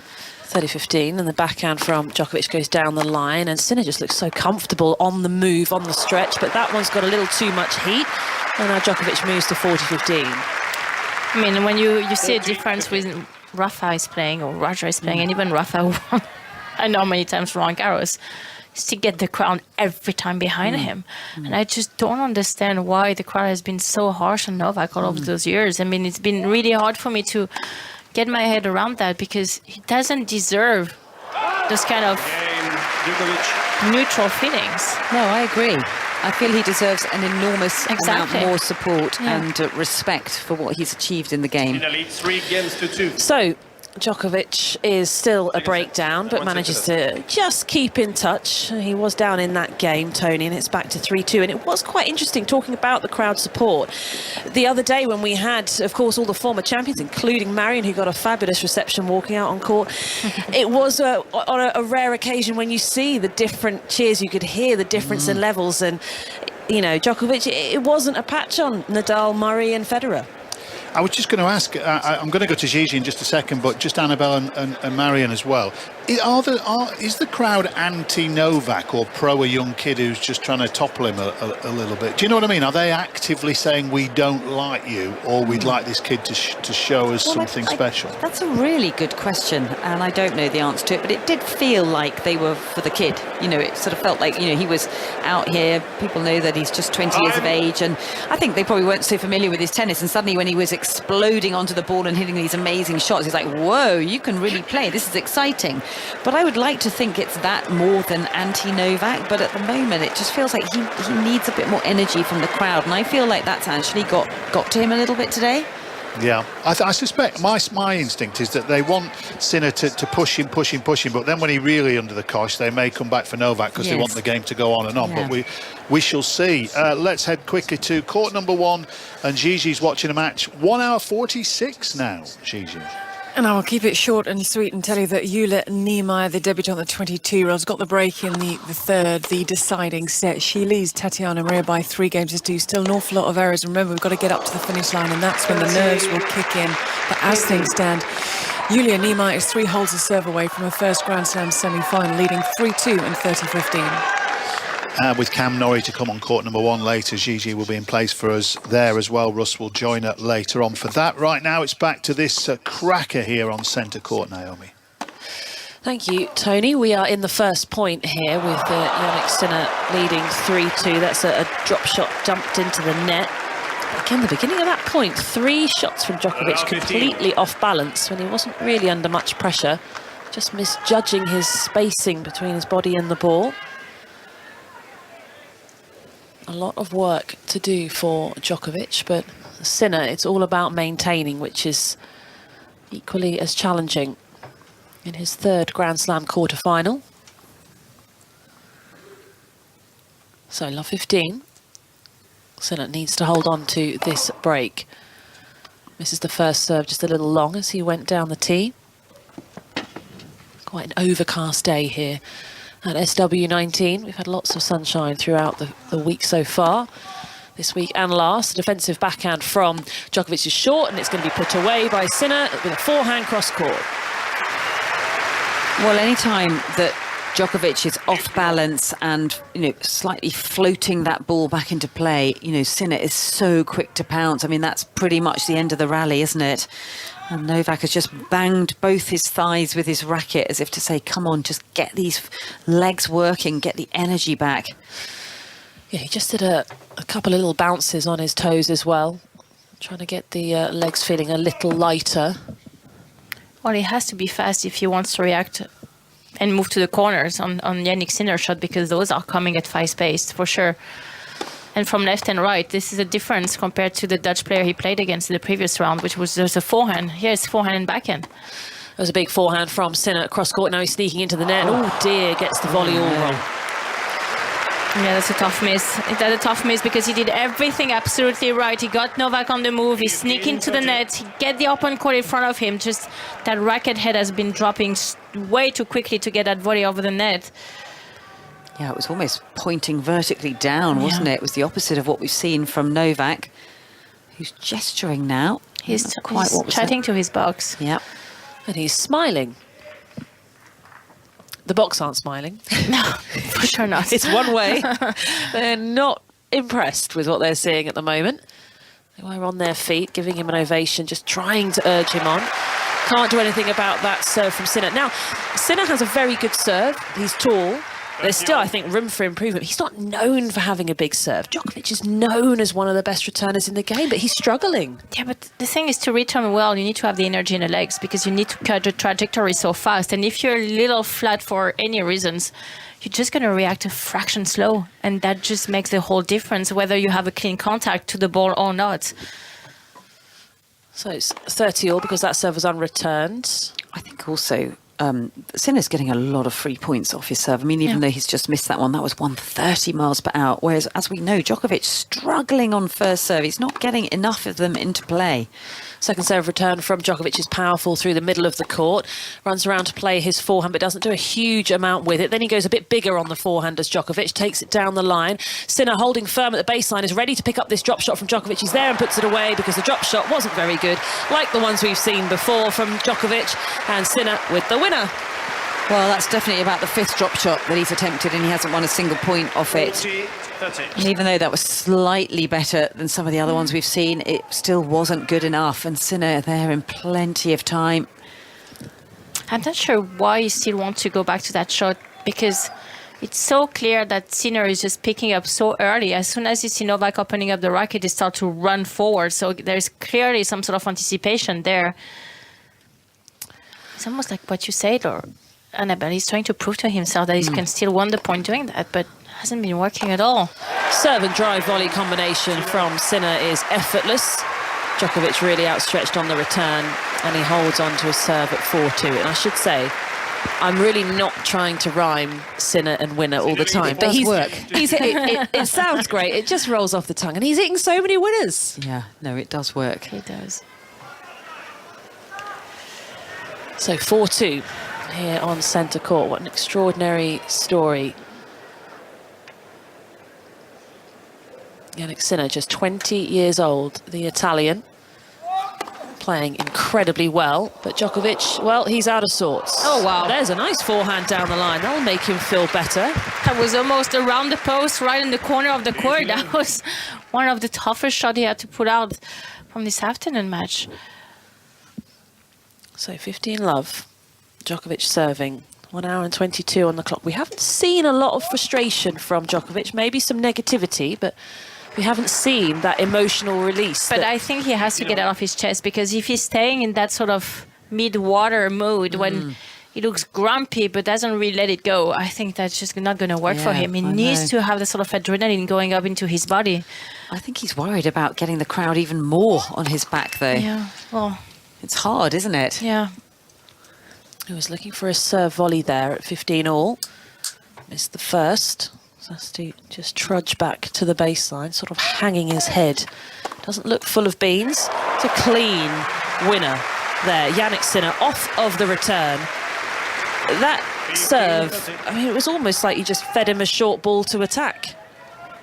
Nothing on it. Sinner saying, that's not good enough, Novak.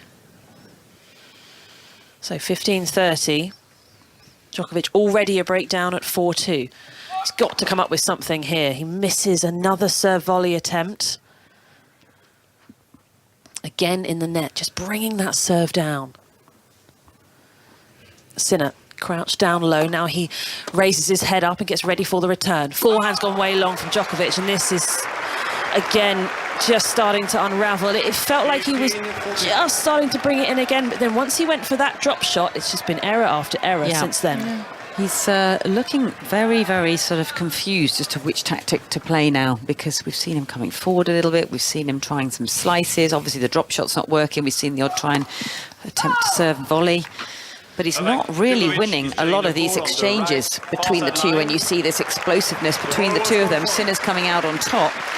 I'm not sure he's sure where tactically to go. Well, but this is what Rafa, I feel, does so well. It's just keeping on plugging in and playing strong points. And then if your opponent is coming up constantly with better shots, then just too good. But I think he has sort of almost giving up a little bit too soon, Novak Djokovic. Why don't you just come up with those strong rallies from the back of the court? Left and right, do not miss, and see if Sinner is coming every time with a winner. See if he can continue his extremely high level. But he's just growing in stature. You can see he's so eager at the baseline. The body language is energized. It's ready to pounce. Well, he's got another break point here, looking for a double break. Good deep shot, though, from Djokovic, who plays through the middle of the court once again. Now Djokovic goes big, but Sinner just deals with the pace so well. I can't remember the last time Sinner was properly on the defence. The dead net cord from Djokovic. Oh, wow. He's just looking up to the sky as if, thank you for that. He might need a little extra help. Yes. Wow, that was unlucky for Sinner because he was totally in charge of that, was hitting the better shot, great depth on the baseline, and that kind of hung on the top of the net for an age. Well, at least the net remembers that he's won this thing 6 times, even if the crowd aren't quite there with it. So, 2 break points saved, back to deuce. And just, again, that serve taking the top of the net, just not quite getting up on it. A bit lower than he wants. Taking his time here before his second serve, because a couple of them have been eaten up. Sorry, that's their first serve because it was a let. Second serve now to come. Sinner has quite enjoyed the second serve return so far in this set. It's a double fault. And that is a combination. One, Djokovic has hit his leg, so it's clearly not getting the leg drive that he's looking for, but also Sinner hit just such a huge return winner off of one of the seconds that feels like he has to go for more. Absolutely. Third break point chance for Sinner. Djokovic, he's got his head down. He's become a bit of an introvert, really. First serve is good, right to the corner. The return just a little long from Sinner. It's not by much. Well, he's getting a challenge as well. Well, this will be interesting because if it is in, would they replay the point, or is that another break of serve? Novak is pretty confident it's out. Oh, it's in. Oh, wow. Sinner definitely thinks he's got the game. Yeah. Djokovic had missed that ball. It was a half volley pickup because that return was right underneath Djokovic's feet. So there was no way you could, claim that the call came in between the bounce and the shot. Djokovic has gone to sit down now. He's down 5-2 double break, has already lost the first set, and he just barged the camera out of the way and said, no way is this camera looking at me right now. Yeah, he did. He just shoulder barged the camera, which has drooped at the side of the umpire's chair. So I've never seen him do that before, but he gave his was it his right shoulder, yes, as he walked towards it, and he certainly did not want that camera pointing at him at the change of ends. Should just say there's no camera operator, or there is, but they're not there. It's a remote control, but they've just put it back there. Whoever's on the control gave him a few seconds before saying, actually, Novak, we sort of want to see your face right now. So the camera that is attached to the umpire's chair is just about a metre away from Novak Djokovic. Yeah, maybe that was his subtle way of letting out a bit of emotion without the audience really noticing it or seeing it, because it was right underneath that umpire's chair, and I can see it sort of remotely kind of moving around and pointing back at him again now. So I would imagine that probably is a little bit irritating if you're not in the best of moods. Yeah, I think players do often, when they're feeling a little vulnerable and not enjoying things, the camera right in the face, it can feel a bit intrusive. Sometimes you've got spider cam. We don't have spider cam here, but say at Roland Garros, it swoops down so low and right in front of players as they're walking to and from the changeovers. I've seen many players just chuck a towel over the camera and just say, no, don't want to be filmed right now. Yeah, I would have thought that shoulder barge would have actually hurt his shoulder quite a bit, because that's quite a hefty piece of equipment he's just bumped into. Yeah, he did send it flying, but the camera looks all right. So here is Sinner serving for a 2-sets-to-love lead over the top seed. The defending champion, the world number 1. Here is Sinner with a second serve to the backhand of Djokovic through the middle of the court. Good depth, though, from Sinner on the reply. And here's Djokovic letting out a little bit of frustration on his forehand, but Sinner's just soaking up this pace with ease. And he plays a drop shot. It's not brilliant, though. Djokovic is going to roll the forehand away for a winner. I mean, you just wonder if you're Novak, you would have loved to just keep it on 1 break difference on that set. I think just a double break and giving up almost the game like that as well.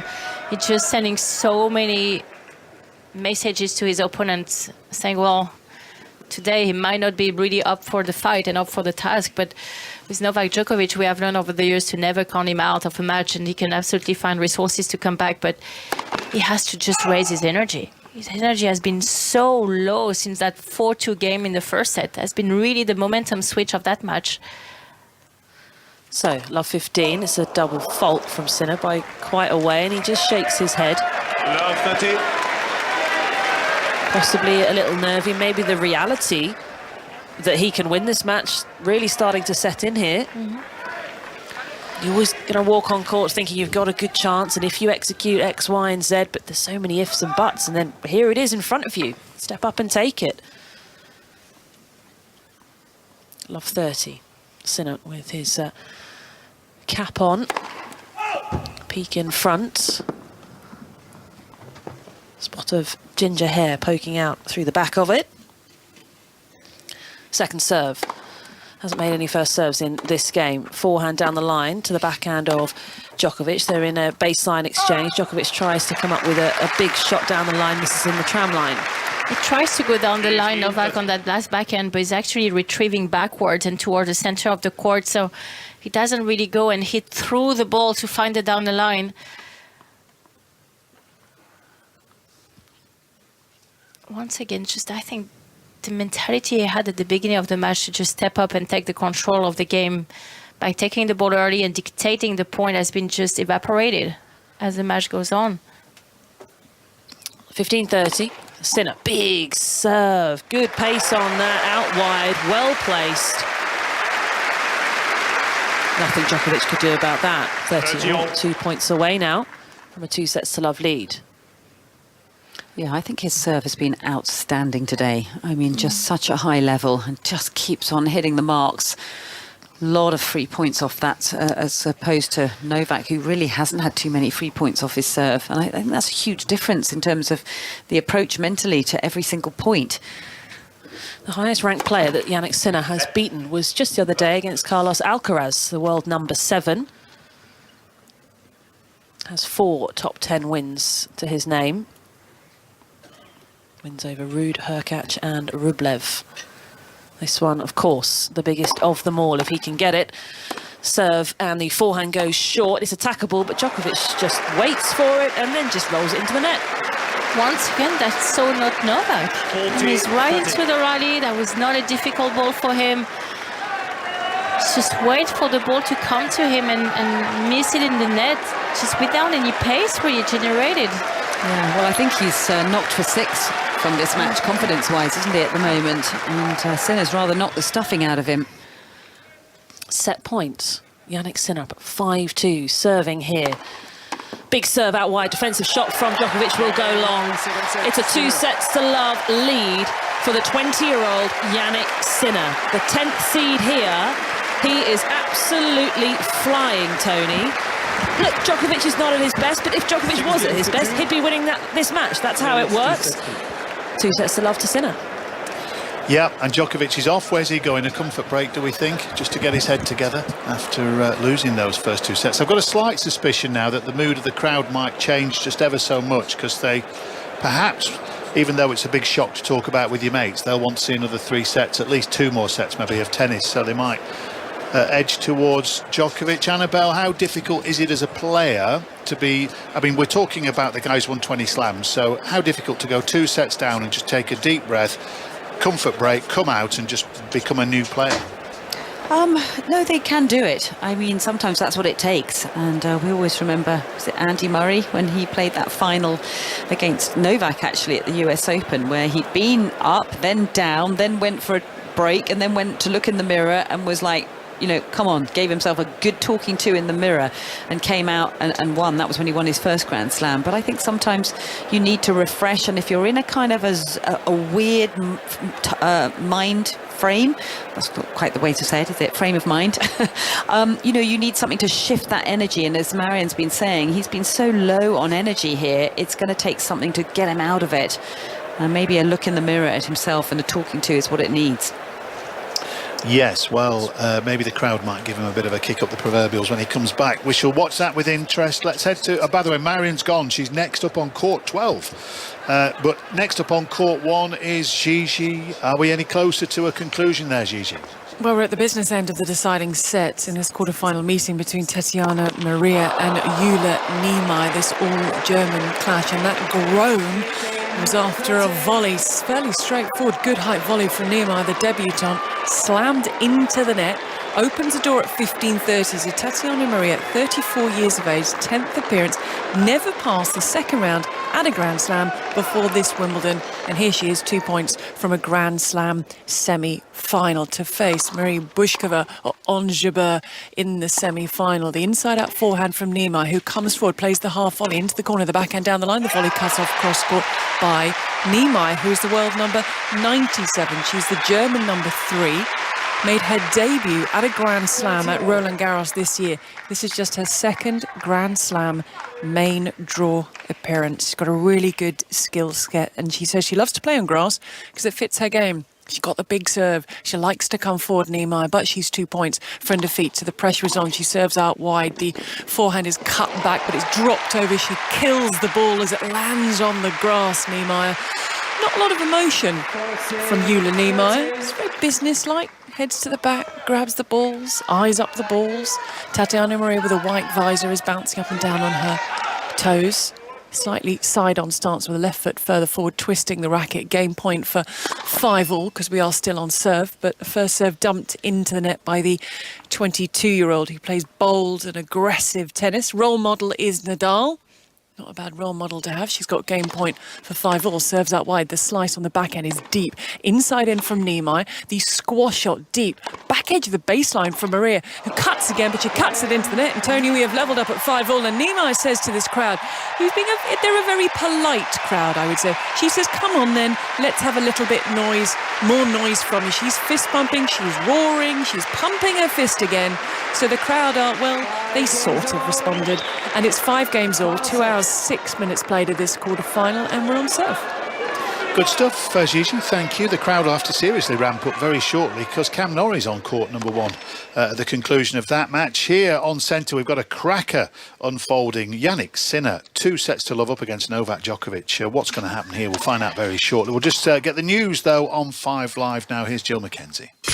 Listen on BBC Sounds. This is BBC Radio 5 Live. The Cabinet Office Minister Michael Ellis has confirmed that Boris Johnson was aware of a complaint about alleged inappropriate behaviour by the MP Chris Pincher before making him Deputy Chief Whip, but had forgotten he'd been told about it. Labour's Deputy Leader Angela Rayner told MPs Mr Johnson had been either negligent or complicit. This constant charade just will not wash.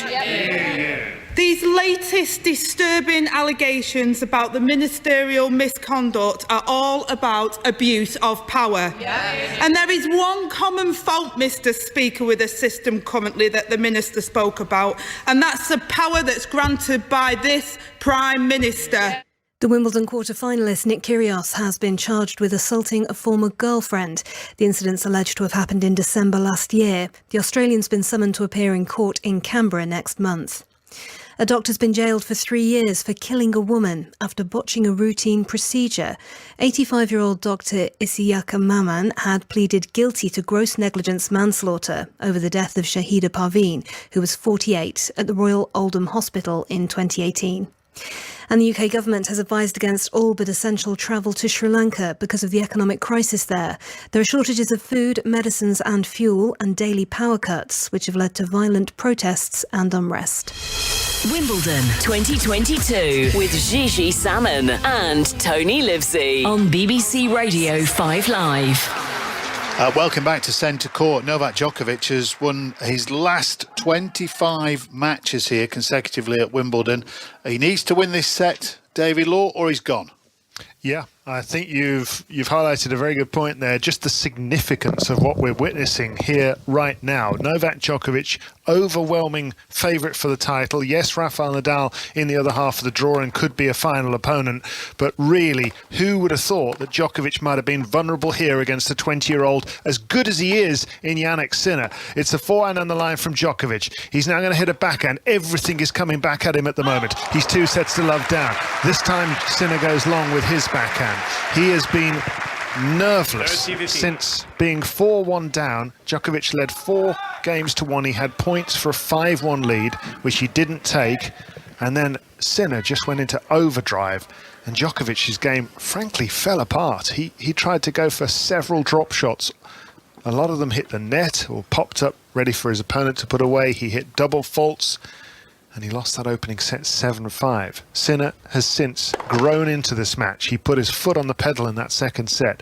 He won it 6-2, and Djokovic, by his standards, looks listless out there at the moment, as if he's playing a younger, stronger, better version of himself on the day. Forehand cross-court by Djokovic is put away into the corner, so he's back to 30-all. Little opening here, perhaps. Annabel Croft, this is quite the match. It certainly is. It's been absolutely jaw-dropping in terms of the level that Sinner has been producing for a sustained period of time. They've been out in this match for an hour and 40 minutes now, and his level crept up so significantly from that rather nervous, edgy start. But, you know, things change, and the best of 5 set matches are very long, aren't they? And a lot can change and happen. And you wonder now whether Sinner's going to just take the bull by the horns and go to the finish line, or is he going to start doubting what's happened, or maybe have a little bit of a drop-off? Yeah, these are all fascinating questions that we're asking and waiting for the answers for. And Djokovic unusually hits a backhand slice long. And Sinner from 30-all gets to the relative safety of 40-30. Djokovic 6 times a champion here. In fact, he hasn't lost a tennis match here at Wimbledon for 5 years. If you include the pandemic year in which the tournament couldn't be played, of course. He's won the last 3 editions of the tournament. Last man to beat Djokovic here. Well, didn't even hit the final shot because Djokovic had to pull out injured midway through his match against Thomas Berdych on court number 1. And with a shoulder problem. Here's a forehand down the line from Djokovic. It's 40-30 Sinner. This to level up at 1 game all in the 3rd set. He leads 2 sets to love, but he's lifted that forehand long as Sinner, and we see the first little sign of irritation from Sinner in front of us, Sanaba. Definitely, and you know, maybe some stress levels will come into his mind and game as well, because you know he's been playing so incredibly well, and you know the pressure might have just alleviated for Novak. He's down 2 sets to love now. You know, he's been in a funny mood. He looks a little bit more engaged now. I think he's come back from that bathroom break a bit more invigorated, and I'm just seeing some more sliced backhands, which I think he really needs to start introducing, because you know that's much more difficult for Sinner to hit these huge booming forehands off those very low slices. I feel like he needs to throw a few more of those in. Yeah, and probably put away the drop shot, because this guy's too quick and he's reading them. Double fault Sinner. Break point Djokovic. Suddenly the members of Novak Djokovic's support team are clapping furiously, and Djokovic's wife Jelena is on her feet, imploring her husband to find a way. So often Djokovic finds a way. 20 Grand Slam singles titles to his name. 6 times he's come back from 2 sets to love down to win tennis matches in his career. He's got to do it for a 7th if he wants to keep his Wimbledon hopes alive here. Breakpoint Djokovic. Forehand return is into the forehand of Sinner, who hits a winner. He is nerveless, this guy. And I know it rhymes. You can't help it. Because he hits, as Naomi Cavade was saying earlier, he hits so many winners, that Sinner. Yeah, that was a good one, wasn't it? And particularly down break point as well. You know, there'll be a lot of nerves behind that shot, but utterly fearless, just crushing that forehand into that backhand corner, and didn't give himself too much margin, but that's how confident he is. Backs himself. Beautiful serve out wide from Sinner. A little shake of the racket towards his support team. He's feeling the intensity and the adrenaline right now. Yeah, that's about as much as you get from him, isn't it? Just a tiny little fist pump where he keeps that arm close to his body, or just a little shake of the racket. But he's a very difficult man to read on the court, I think. You just don't get too much emotion, kind of hiding underneath that cap. Yeah, that's what it feels like. It's blinkers that he keeps on, and he is impenetrable, both in terms of his personality and his game. And Djokovic is finding that combination really difficult to encounter here. Drop shot Sinner, in comes Djokovic, slice down the line, passing shot Sinner with a forehand. This guy is not going away.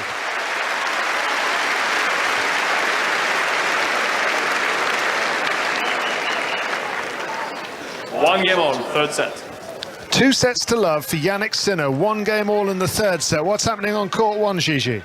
Much further advanced, Yulia Nimai is serving to take us into a deciding 10-point super tiebreak. It's at 5-6. Tatjana Maria was able to hold her nerve to close out the game for 6-5. There's been a couple of breaks of serve. Maria had to save a break point. Nimai now love 15, 5-6. Maria, 3 points for a place in the Wimbledon semi-finals. Well, Novak Djokovic is being beaten in his own game here, and that is really shocking to witness, because he has just gone toe-to-toe with Jannik Sinner for the umpteenth time in a rally, side to side, back and forth.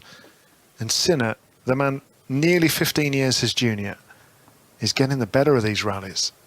7-5, 6-2 Sinner. Ace out wide Djokovic at 1 game all in the third set to get back to 15 all. Ranked 13 in the world is Jannik Sinner, 20 years of age. He's won 5 titles in his career. Before this tournament, he'd never won a match on grass. It sounds extraordinary to think, doesn't it? Hits his backhand return to the net. 30-15.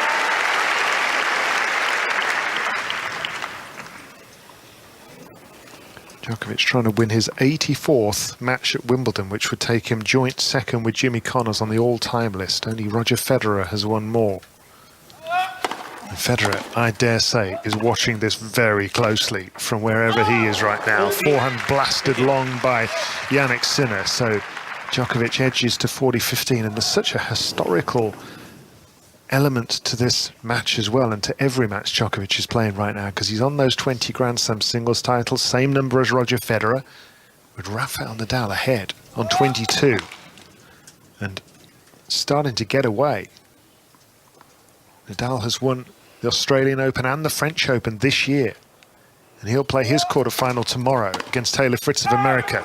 Lovely serve out wide from Djokovic, extracts a forehand error long from Sinner, and Djokovic is going to have to dig deep into those reserves. Djokovic leads 2 games to 1, third set. And that memory, I think, Tony, as much as anything else, of all those Grand Slam titles, he's going to have to just find a way today. And Jannik Sinner doesn't look like he's about to give in easily. Just to clarify, we've got match points on court 1. Back to you very shortly, David. We certainly have 2 of them after 2 hours and 17 minutes. It's the 34-year-old Tatjana Maria, never passed the second round at a slam before these 2 weeks. A point away from the Wimbledon semi-finals. Yulia Nimai, the 22-year-old debutante, 15-40 down, 5-6 in the third. The younger of the 2 Germans reaches up and serves that wide. She comes into serve and volley. She plays backhand volley, but she nets! And it is game, set, match for Tatjana Maria, who cannot believe it. Nimai is at the net. Tatjana Maria has her left hand over her face. She's staring up at her box. We're so excited. I think they're about to fall out of the box over the scoreboard and onto court 1, which would not be a good end. There's now a lovely embrace between these 2 ladies. Tatjana Maria, 34 years of age, her 10th appearance here, the mother of 2. Her daughter Charlotte was born 2013. After the birth of Charlotte, she cracked the top 50 in 2017. She won her first title. Then she had her daughter Cecilia, born in April of last year. As she raises her fist aloft, she came back, she wins a second tour title, and here she is, a Wimbledon semi-finalist. She's looking down at the grass, she's looking up at her box. The only downside to this is the lack of points. She would have won 720 points from reaching this stage. She's currently outside the world's top 100, not thinking about that now, but that is an effect of what will not be for Tatjana Maria. There is more conversations with Yulia Nimai, who's had a fantastic tournament, Tony, but this is all about Tatjana Maria, 34 years of age, mother of 2. She is into the semi-finals at Wimbledon, coming through 4-6, 6-2, 7-5 in 2 hours and 18 minutes. Brilliant, Gigi, thank you. I know you're staying there because in effect that is the warm-up event for what's to come. Cam Nori, number 9 seed, number 12 in the world, is up next against David Goffin on court number 1, the Brit in the quarter-final.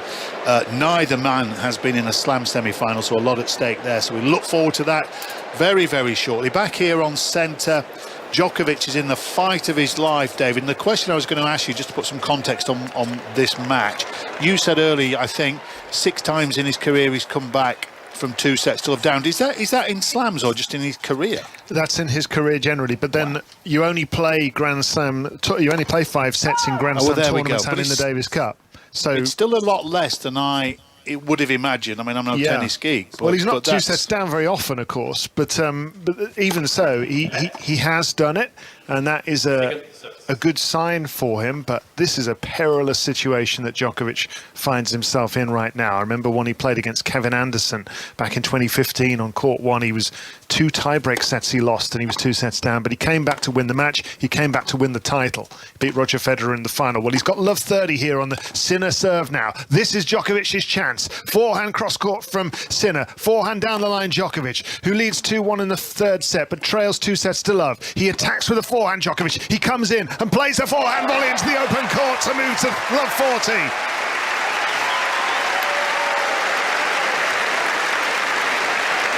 Well, that was so much more tactical in terms of using that slice that we've seen from Novak Djokovic, and much lower balls for that forehand, and then finding the right opportunity to come in and outplayed Sinner in that last rally. That was a big moment.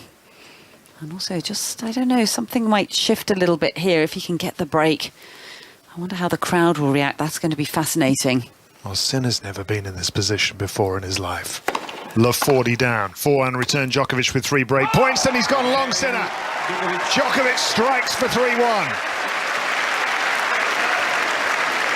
Not a wild celebration, just a business-like clench of the fist. He can't afford to waste too much energy, I suspect. He's just thinking long-term.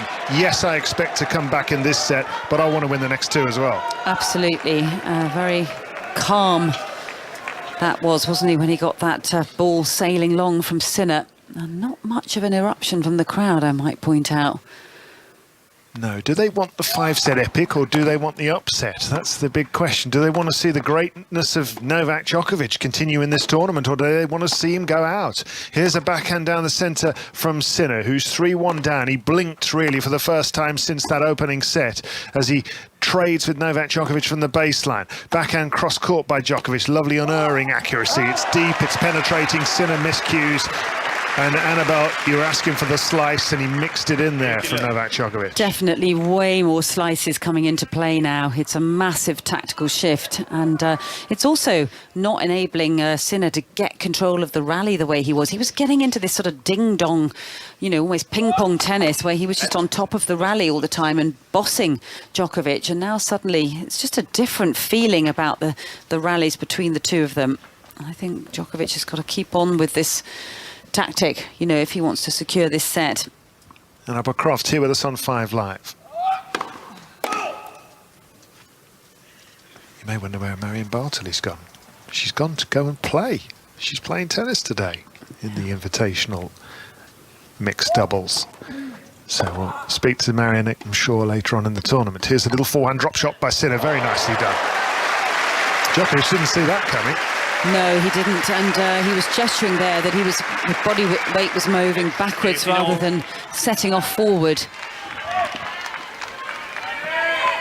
A little bit irritated that he wasn't seeing that one coming, and the wind just picking up.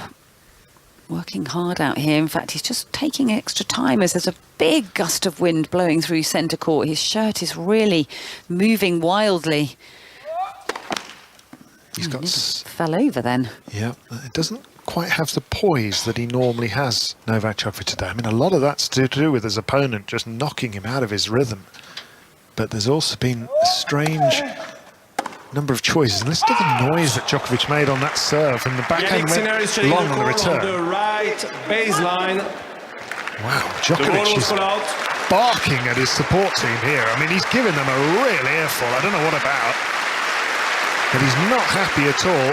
He's grunted as he hit that serve, as though something was bothering him, or I don't know what's going on. But anyway, Sinner let him off the hook there.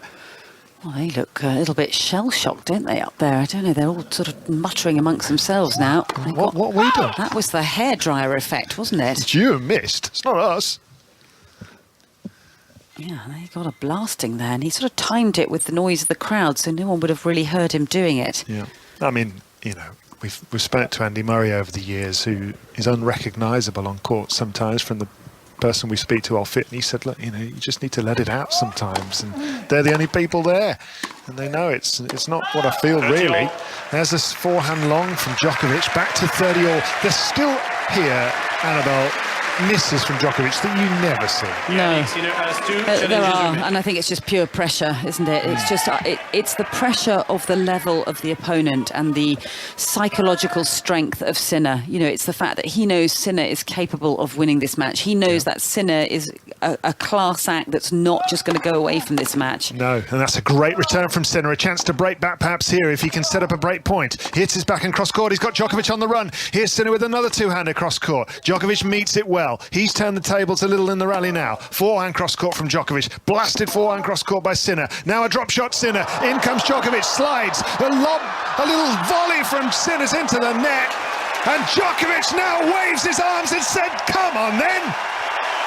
I think he needed that. It was like, you know, the effort that he made to get up to that drop shot and come out on top in the rally. I mean, that was incredible. And finally, it's like, come on, guys, give me something out here. You've given it all to Sinner the entire match. Almost 2 hours out here, and he's sort of smiling when he did that. I think he needed that. It was a bit of a release of tension. It was like, I'm trying my heart out here. Can you just give me a bit of energy and a bit of love? Anyway, he won the point. Djokovic, he's 3-1 up. He's 40-30 ahead. It's a pretty needy reaction from Djokovic. And it's a pretty emphatic backhand cross-court winner from him. And he gets out of trouble. 3-30 all it was. Djokovic serves it out. And it looks, Tony, as if he's going to extend this match.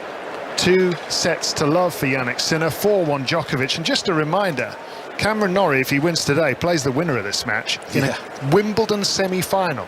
So what about if Jannik Sinner wins it and Novak Djokovic isn't the opponent? Well, for Cam Norrie's sake, I hope it's not on TV in the locker rooms of court number 1 at the moment, because these guys, Sinner certainly is really impressing at the moment. Well, I've had people tweeting me trying to explain they think the crowd's antipathy towards Djokovic. Someone says, Paul says, is it his vaccine stance? Someone else, Misty, says, you know, his antics before the Australian Open are the reason. People just don't like him. What struck me then, and by the way, I'm on Royal Watch. The Duke and Duchess of Cambridge are still here. They're due to go over to watch Cam Norrie, but they can't tear themselves away from this one for a start off. He doesn't show much, he doesn't give much to the crowd, and when he did just then, when he did wave his arms, they were up for him. I just think they want to see a bit of his personality back at them. Maybe. I personally think the main thing going on here is there's a 20-year-old kid who was getting beaten up in that first set, who has suddenly mounted this incredible comeback. They've probably hardly heard of him, and he's doing this against a 6-time Wimbledon champion who hasn't lost for 5 years. People love that, don't they? They love a young lad who's coming out and threatening the establishment like that. But the other thing is, they also, most people who come to Wimbledon tend to love Nadal or Federer because they come along first. Djokovic crashed the party, has started beating them all. And ultimately, you like who you like, don't you? And who's to say who they should like? They have appreciated Djokovic, I think, more during this Wimbledon perhaps than we've ever seen before. I've seen more warmth from the crowd towards Djokovic, and I think as the years go by, people do tend to appreciate established stars and maybe aging champions. I mean, he's 35 years of age. He's going to fade eventually. There's certainly no signs of it really in the macro sense at the moment. He's still a wonderful player, is Djokovic. But I think of people like Ivan Lendl at the end of his career started to get appreciated. Stephen Hendry in snooker. You know, when they're at the very top, maybe they don't get the same deal of love. Here's the backhand cross court from Sinner, who's at 15 love, and he hits his forehand winner down the line. But it's 4-1 Djokovic in the third set, and he's certainly starting to look more like himself. 30 love.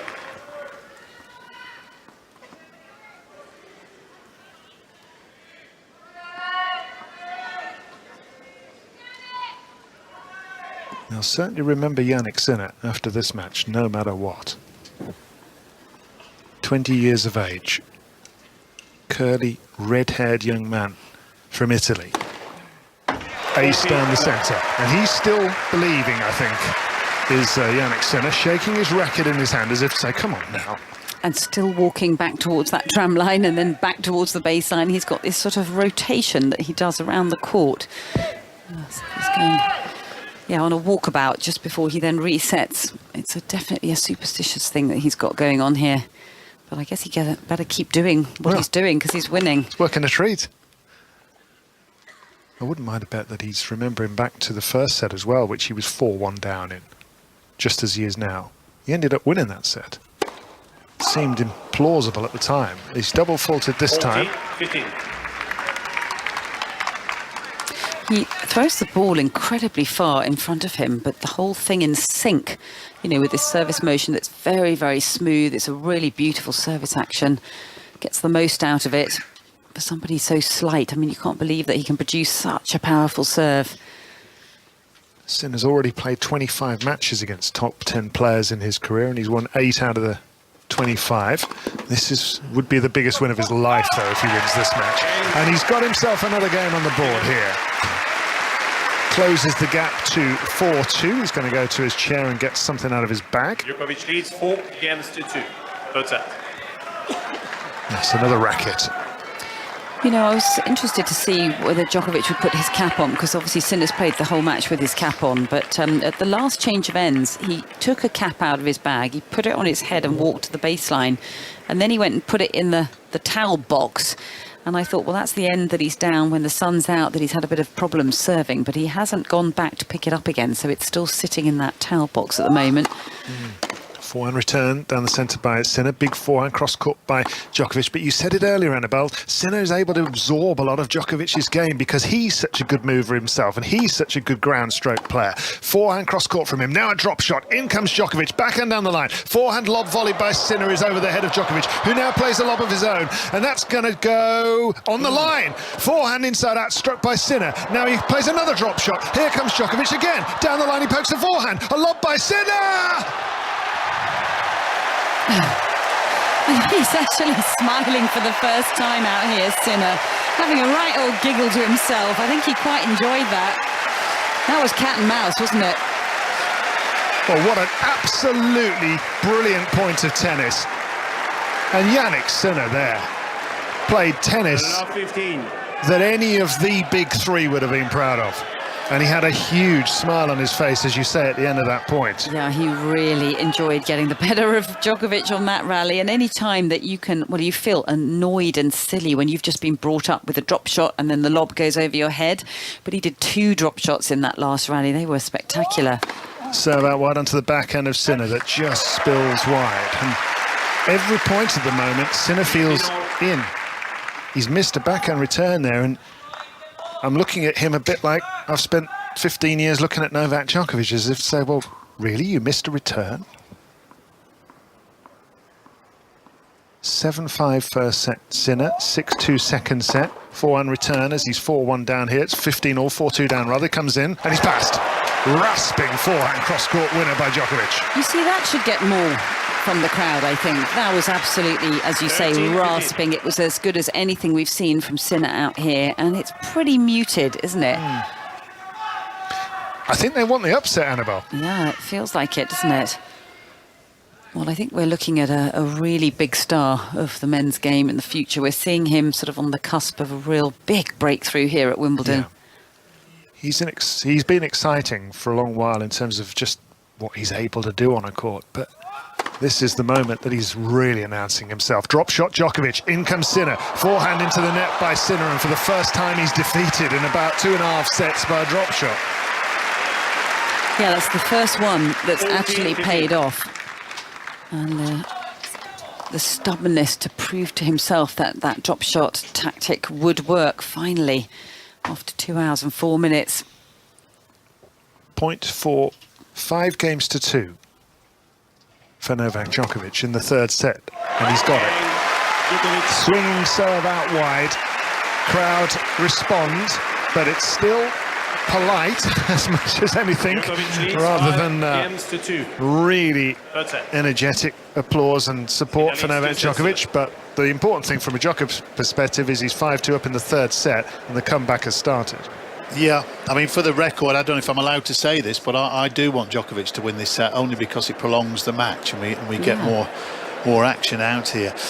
These guys fighting for the right, possibly to play Britain's Cam Nori in the semi-final. He's up against David Goffin on court number 1 very shortly. I'm sure they'll be walking out in the next few minutes. And tennis correspondent Russell Fuller is in situ now.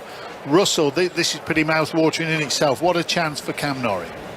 What a big moment indeed for Cam Nori, the British #1, Tony, up against David Goffin, the world number 58, but a man who has been in previous Grand Slam quarterfinals, including here at Wimbledon in 2019. But for Nori, having won 4 titles in the past 12 months and having finally overcome that hurdle of the 3rd round of a Grand Slam, going beyond that for the first time, reaching the quarterfinals, and it means that #1 court is now awaiting the arrival of the British #1.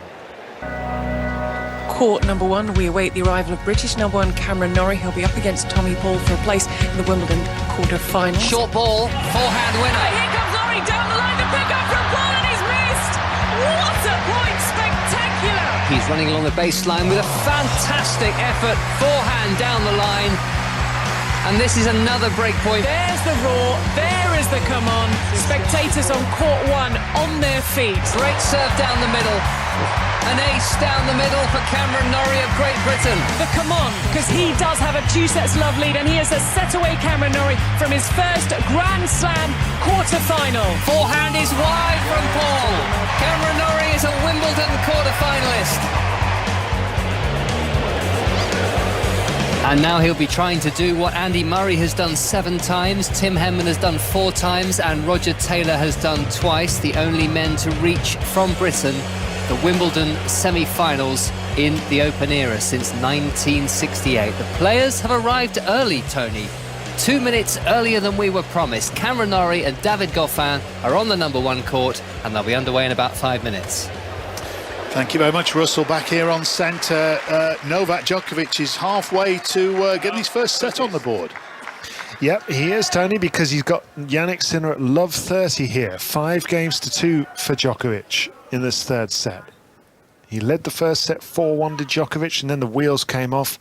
Sinner suddenly grew in confidence and started to show centre court just what a rich talent he is. He's got a huge forehand, a huge backhand, great movement, balance.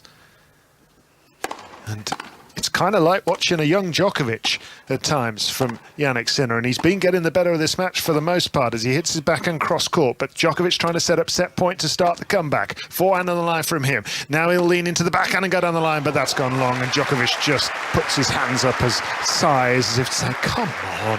15-30. Yeah, because that's one of his best shots, isn't it? That backhand up the line. And normally he trusts it and backs it.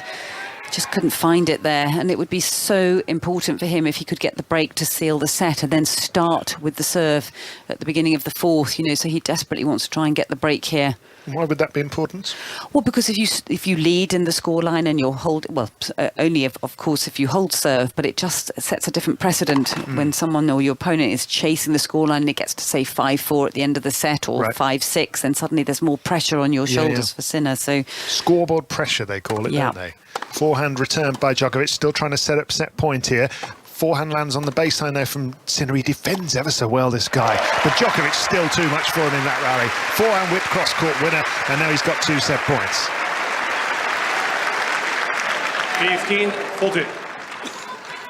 Looks a little more confident at the moment, doesn't he, Novak? He's sort of, don't know, his mood has shifted. The energy feels a bit better and lighter mood. That little dark cloud that was following him around centre court sort of lifted, hasn't it? Yes, and I do think him kind of connecting with the crowd for a second, just basically saying, come on, I'm doing all right here, how about getting by me? As he puts his forehand into the net. I think it might have just loosened him up a little bit. 30-14. Virtually every couple of points, his wife Yelena is on her feet, clapping and shouting encouragement to her husband Novak Djokovic, who still has set point here. The first one went begging. Jannik Sinner now in bright sunshine with that white baseball cap pulled over his eyes. But still, when he looks up into the sky to serve, I'm sure he's getting dazzled. Set point Djokovic. Backhand return from him. Onto the backhand of Sinner, who goes down the centre. Big forehand by Djokovic, wrong foot Sinner, and Djokovic is in charge. Forehand response from Sinner. That hasn't really made much impact. There he goes for the big one, and he's got Djokovic sliding out to his right. Djokovic now tries to turn the tables again. He's got set point to win the third. Backhand cross court from him. Sinner absorbs it and goes cross court with his own backhand, and Djokovic nets. And that is an extraordinary comeback in the point from Sinner. Yeah, I mean, again, that explosive forehand that had Djokovic down on the floor, really, almost on the ropes, wasn't it, if he was a boxer? And I thought it was a slightly dodgy bounce, that very last shot, and it didn't come up enough, and Djokovic wasn't able to get that ball over the net. I think Djokovic a little unlucky with that last bounce. Well, if Sinner can somehow hold here, the pressure to serve out the set would be on Novak Djokovic. It's still 5-2, though, for the Wimbledon champion, who watches the serve pound Jannik down. is setting the ball on the right center service line. The ball was called fault. Okay. We'll have a look on the Hawkeye screen to see whether this big serve from Jannik Sinner was in or out. And it was in. Wow. He's had most of those calls go his way, hasn't he? Yep. Some really important ones. Djokovic accepting it. And perhaps already slightly turning his attentions now to the service game that he needs to win in order to take this and narrow the gap. 2 sets to love. Djokovic trails here on centre court. Cameron Nori about to get underway. As a big serve goes out wide and is an ace for Sinner. He narrows the gap to 5-3. Winner of this quarter-final will play the winner of Britain's Cameron Nori against David Goffin. They're about to get underway on court number 1. Djokovic leads 5-3. We are in for a couple of hours of seriously good sport here on 5 Live.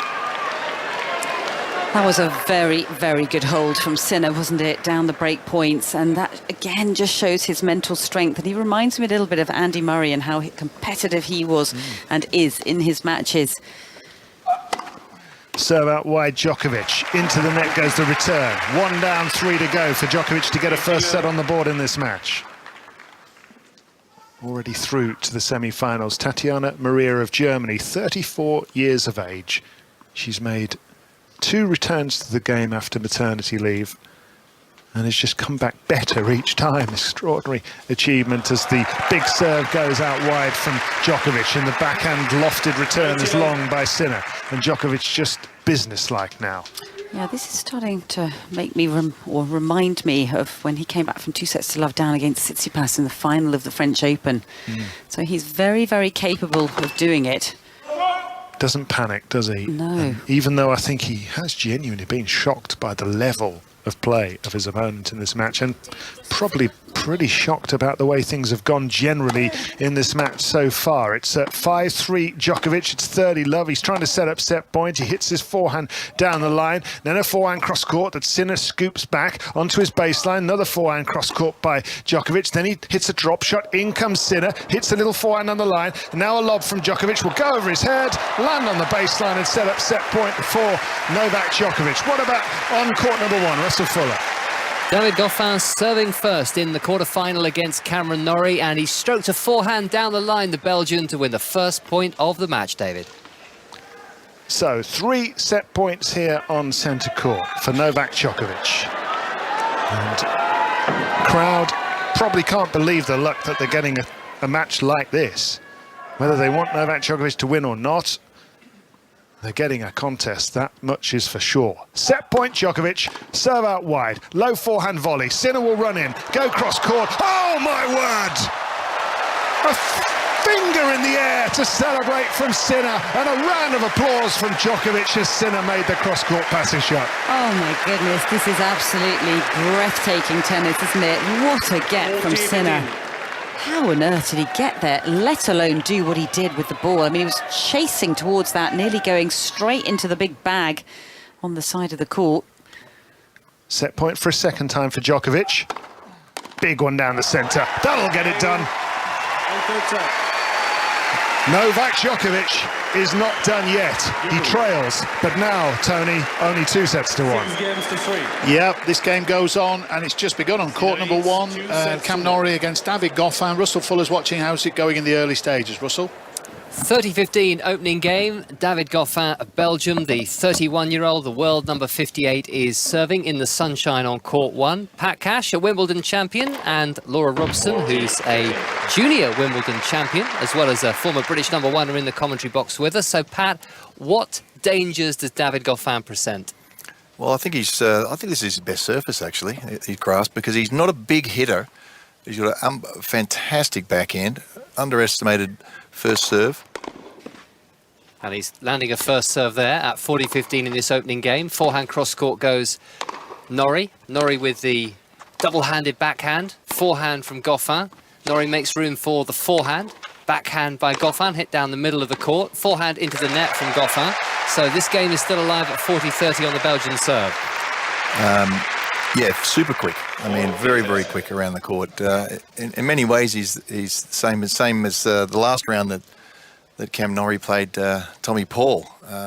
Weaker forehand, very quick around the court, good backhand, decent serve without being great, but he's very competent at the net as well, and very, very tough under pressure.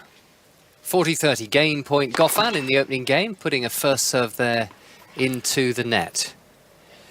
4th Grand Slam quarterfinal for Goffin, lost to Novak Djokovic in straight sets at this stage 3 years ago. His forehand is down the line. Nori with a forehand just clears the net. Down the line, Goffin with the winner. So he holds and wins the opening game. Laura, what do you think about the way Nori will handle the occasion? He seemed very relaxed yesterday on his day off, cycling into the All England Club, and came up onto the broadcast centre roof to take a few photographs of his coach, Facu Lagones, who was doing a round of interviews. He looked just as relaxed this morning when I saw him. When they were warming up, there was a bit of football throwing, there was a bit of game playing with his coach, with his fitness trainer, and I feel like he's just super relaxed when he comes out onto the court as well. He's feeling so good about his game at the moment. We saw him come out absolutely firing in his last match against Tommy Paul. I'm expecting more of the same today, and he knows that he needs to get a good start here because Goffin played 4 hours 36 minutes in his last round, so physically he won't be as ready as Cam, and Nori needs to take advantage of that. Will that be a factor? Goffin coming from 2-0 down to beat Francis Tiafoe in the 4th round, and he's won the first game here on serve, Tony.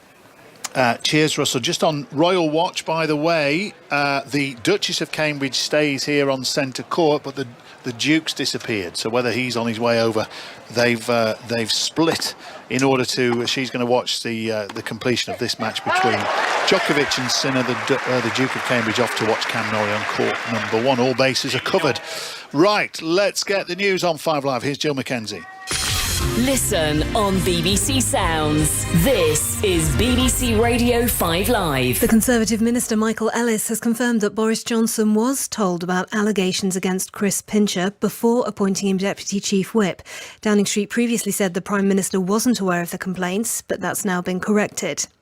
A public inquiry into a fatal police shooting of an unarmed man in North London has found that he was lawfully killed. Jermaine Baker, who was 28, was one of 3 men who tried to help an inmate escape a prison van in December 2015. Managers at Royal Mail have announced strike action in a dispute about jobs and pay. They'll work to rule from the 15th to the 19th of July, then strike from the 20th to the 22nd of July. And Radio 1's announced who'll replace Scott Mills on the afternoon show. Dean McCullough and Vicky Hawksworth will take over, presenting from Salford as part of the BBC's commitment to basing more output across the UK. This is BBC Radio 5 Live. Listen live on digital, online, smart speaker, or the BBC Sounds app. A look at the latest travel and big problems with the M1, which is closed after 2 lorries collided and 1 caught fire in Buckinghamshire. So it's between Milton Keynes and Northampton, 14 and 15 on the northbound side, but the southbound side has 3 lanes closed as well. That's to assist. The A9 in Highland, and it's completely closed for accident investigation work between Tomartin and Slough. Then the A46 M6 Lincoln bypass closed north and southbound, slightly different on both sides, but more or less between Doddington roundabout and the Skellingthorpe roundabout. There are queues backing up on surrounding routes. M602 on the westbound side, junction 2 at Trafford Park to 1, joining the M62 at the Eccles interchange. All traffic being held to deal with an accident. And the A38 in Devon, just near to Rangerton Cross, oil's been spilt after a serious accident, so they've closed the road for safety. Orna Merchant, 5 Live Travel. Wimbledon 2022 with Gigi Salmon and Tony Livesey on BBC Radio 5 Live. Off to see how Cam Nori's doing very shortly, but we'll have a break point here on centre, Naomi Cavaday. Yes, first game of set number 4. Jannik Sinner leads 2-1. He is serving, but the momentum going against him now, and it is 30-40 on the 20-year-old serve. Djokovic just starting to find his rhythm on return. Managed to win the third set 6-3. Serve just called it a little long from Sinner. Now Djokovic is going to get a second serve to look at. He hasn't really made Sinner pay that much through this match, but this is a big point, break point. Djokovic plays the backhand cross court. It's a backhand slice from Sinner, who now takes it down the line. Little bit cagey from Sinner, and then, oh wow, let rip with an absolute bullet of a forehand. Huge winner on the angle, and levels it back up at deuce. Oh, that was a blistering forehand, wasn't it? It is quite breathtaking when you see how he just unleashes the power. It wasn't even a bad shot from Novak Djokovic. Perhaps it sat up a little bit too high, but it's the way he wrapped his racket around the outside of the ball and created the angle. But the sheer pace that went through. I mean, you don't often see Djokovic just flailing at balls and not able to get something back because he's so athletic, but wasn't able to reach that. Annabelle Croft enjoying this one. Enjoying? Yeah, I think great. It's spectacular. I mean, it's what you want from a Grand Slam quarter-final. I mean, the level has been extraordinarily high, I think. Yeah, good fun, this one. Deuce, and it's a big miss-hit from Sinner. There'll be another break point here for Djokovic. This is exactly what you want in a player, taking on the world number 1. Sure, you're outranked, all the numbers, all the intimidation, but just giving it your absolute best, lifting your level and showing some real belief here. But Sinner just in a spot of bother. Needs to try and get out of this game. It's a second break point for Djokovic. This time he does have to return a first serve, backhand through the middle of the court, and then a little more height on the forehand from Djokovic, who's just starting to move Sinner side to side. An error from Sinner and an early break of serve here in the fourth. We had a feeling, even from 2 sets up for Jannik Sinner, this one might be going the distance, and it's getting closer and closer to a 5th set, Tony. Yeah, OK. I'll enjoy that for one anyway. Let's go over to court number 1, then early stages of Nori against Goffin. Russell Fuller's watching. 1 game all here, Tony. This is a slightly scrappier game, this third game. It's Goffin with the advantage at 40-30. Backhand down the line from Nori, nice and deep. The slice forehand from the British player, the 9th seed, the world number 12. He pushes the backhand to the back of the court. Goffin defending hard with the backhand cross-court. Down the line with the forehand, Nori. That one is certainly not coming back, and this is deuce for the first time in this quarter-final. Pat Cash and Laura Robson are watching alongside me. Well, his previous match, Nori used that forehand down the line. He continued to go for the shot. He missed a few in his previous match, but today he's nailed that. He's very patient, waits for the out opening, and then when it appears, he really unleashes. That's a good shot because it goes to the weaker side of Goffin, the forehand, being a left-hander that Nori is. Oh, missed opportunity from Nori there. He's just put a backhand into the net. That was a missed opportunity. 90 miles per hour serve that sat up quite nicely for Cam Nori. He went for the right shot. He went for the backhand cross-court angle, which sits so low on the grass. You're also keeping an eye out for the Duke of Cambridge. You've told me where he may be sitting here on number 1 court, in the absence of a royal box. They generally come and sit in the same area, but I think they might be staying for the end of Djokovic. Forehand, cross-court from Goffin, lovely angle. Reached by Nori, but he's a sitting duck at the net here, and a forehand winner from Goffin, and he holds, having been taken to deuce, and leads by 2 games to 1. I'm not quite sure what royal etiquette is. If you've started a match, I suppose it's the same if you're part of the coaching team. If you're, let's say, a Davis Cup or a Billie Jean King Cup captain and you're supporting a range of British players, do you have to follow through and finish the match you started with? I think so. I've got no idea, though, and I'm sure this has been something that the club has worked on today, because trying to get them over here, there's obviously tunnels, but into the crowd won't be easy. And there will be a couple of people sat around them, you would assume. I just remember when Megan came out to watch Serena. Mm-hmm. That was a couple of years ago, wasn't it? Yeah, just before the pandemic, I think, wasn't it?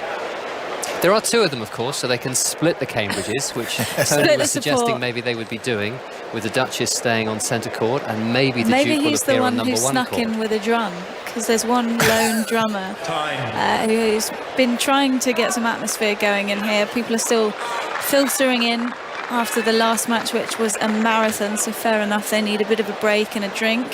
But they're coming in. I've seen a couple who tried to sneak in before the 2-1 changeover. And they don't want to miss a thing here. And they were probably watching you on court 3 earlier today. A glorious win. Which was the real match of the day, wasn't it? Alongside Daniela Hantuchova, you beat Casey Delacqua and Alicia Molik 6-3, 7-5. Yeah, sorry that we took out the Aussies, Pat. Your seat quickly, please, ladies and gentlemen. It was so Thank fun. you. It was so great to get back out there. Going to be feeling it in the body tomorrow, but yeah, fantastic. Do they give you a day off tomorrow? No, we're back on. If you see me limping around later, just ignore it. Like a real pro now. Cameron Nori, 1-2 down. Good serve, forehand down the line winner to take the first point of this game on number one court. We have two dramatic matches in progress. This one's very much in the early stages, but there's a British player playing for a place in the semi-finals of Wimbledon, and a reminder that Novak Djokovic, a break-up now in the fourth set, but still trailing Jannik Sinner by 2-1 on centre court.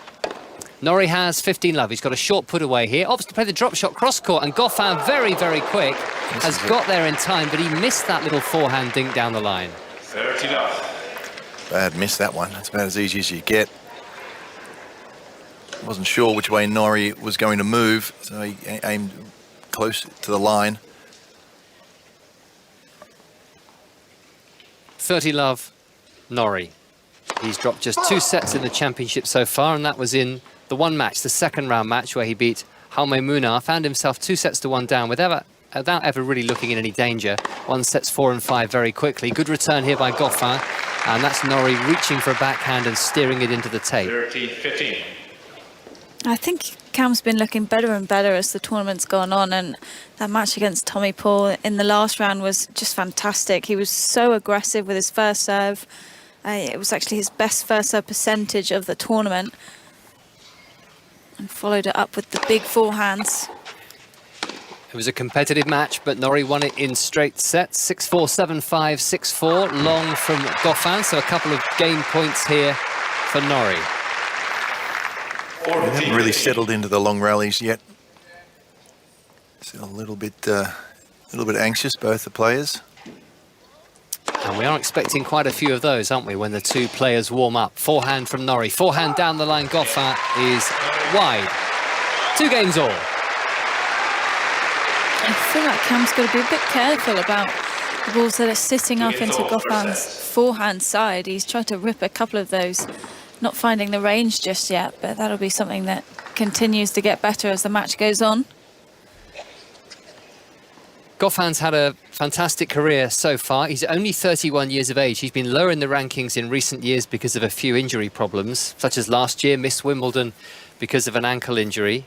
He's won 6 titles, winning in Marrakesh earlier this year for title number 6. 3 previous Grand Slam quarterfinals, as I mentioned. World number 7 in November 2017, the year he took part in the ATP finals at the O2 in London. That's Nori putting a forehand into the net. Yeah, he played fantastically well, didn't he, in the ATP finals? Wasn't far off winning the whole thing. And of course, he's played Davis Cup finals as well. So he's vastly experienced, though probably not the latter stages of the slams, which is something he needs to tick off, ideally. 15 love, second serve for Goffin, a high forehand from the Belgian, the forehand from Nori. Down the line goes Goffin, lovely hitting, and that's just long from Nori. He's just one of those players that has been injured at really bad times in his career. I mean, going back, you've got a season-ending wrist injury, then ankle, eye, elbows, knees. He's had just about everything, and it takes him out for sort of 8 to 12 weeks, which is just a really unfortunate amount of time, because then you've got to almost start again. High return from Nori lands on the baseline. It's Goffin at 30 love, hitting the forehand down the line. Backhand from Goffin cross court. Nori with the forehand cross court. Goffin down the line. Backhand winner. It's a dangerous shot. Yeah, that was a great shot, wasn't it? Because there was nothing wrong with the forehand that Nori did. It's his high topspin forehand. He's got a high topspin forehand, Nori, with a flat backhand. It's a great combination to have that. And that forehand was high and deep, and Goffin just smacked it down the line for a winner. 3 game points for Goffin, who's had a couple of very unfortunate injuries. Hurt his ankle on Suzanne Lenglen court at Roland Garros in Paris in 2017 in the 3rd round match in the covers at the back of the court, and actually had to retire mid-match. And then the eye injury that Laura was referring to was actually against Grigor Dimitrov at an indoor event in Rotterdam in early 2018. And he framed a ball into his left eye, and it was nasty, really, really nasty, as he holds here comfortably and moves into a 3-2 lead. And it was another of those frustrating breaks from the tour. But it's all behind him now, and he's into a quarter-final, which he leads 3-2 on serve. Let's go to centre and Naomi.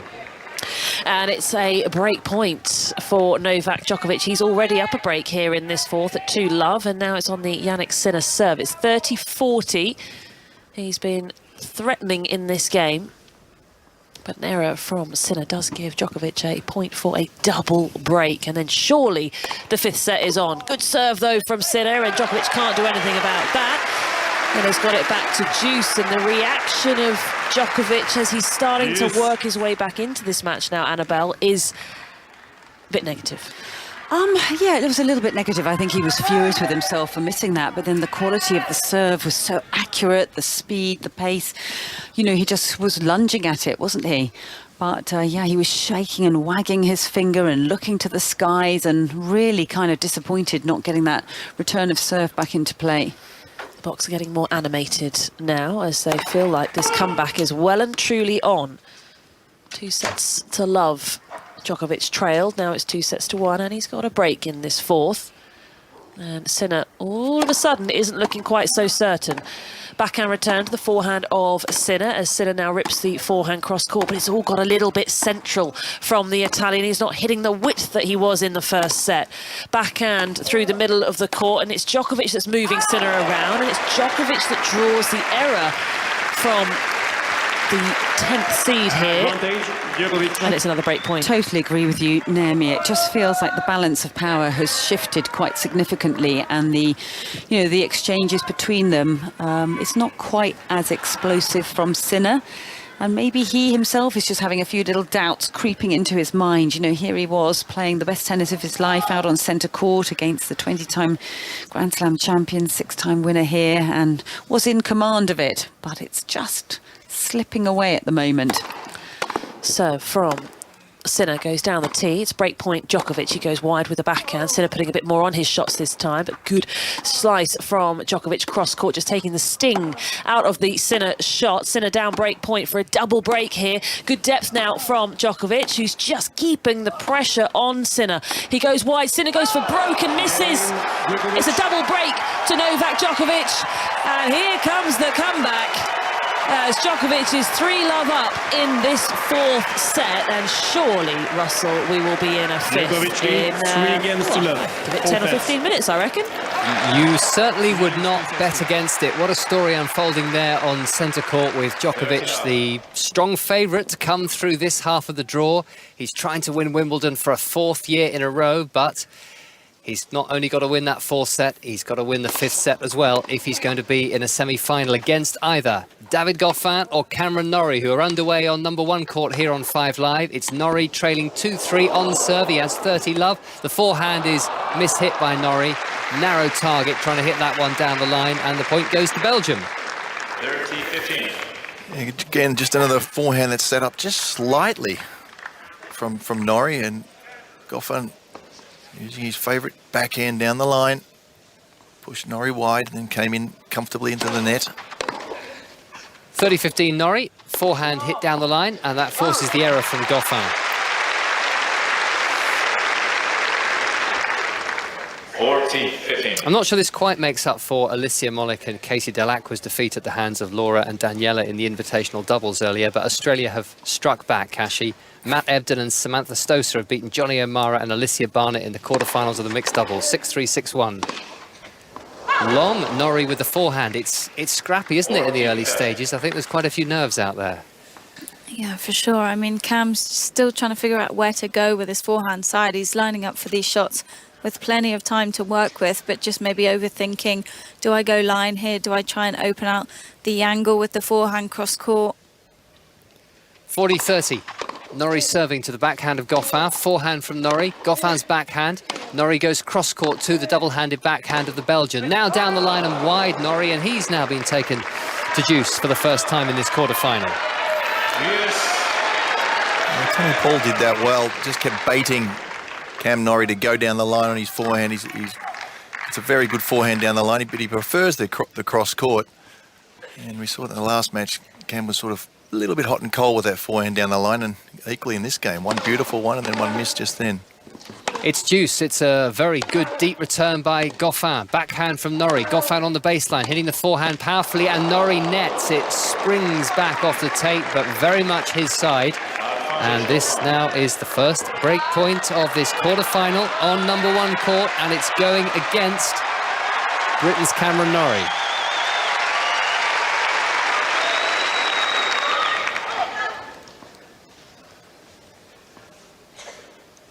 "23 minutes it's taken for the first break point to arrive. Nori missing his first serve. 5th Wimbledon appearance. 19th Grand Slam. First time he's managed to get past the third round of any slam. After 5 defeats in the third round over the last couple of years. Break point down, serves now. Forehand Nori. Goffin with the forehand. Nori hits the forehand to the forehand of Goffin. Nori's double-handed backhand to the forehand of Goffin. That's hit down the line. And Nori has gone cross-court with the forehand and found a winner. No, it's been called out and he's challenged it. The challenge now comes to the call of out. And indeed it was wide. Nori broken. Goffin leads by 4 games to 2. Yeah, again, it's the forehand from Nori that's breaking down, and Goffin has really got a good awareness out here. He's peppering that side, and Goffin, being the aggressive player on the court, just forcing Cam to go for too much.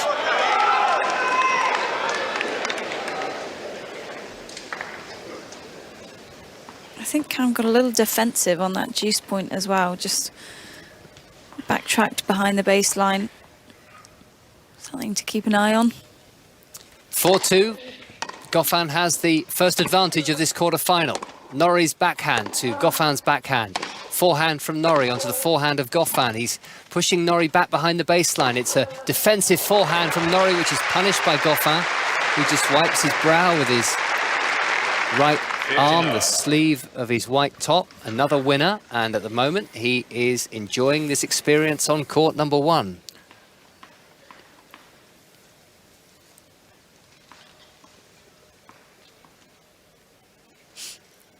All bar 1,000 or so seats taken on number 1 court.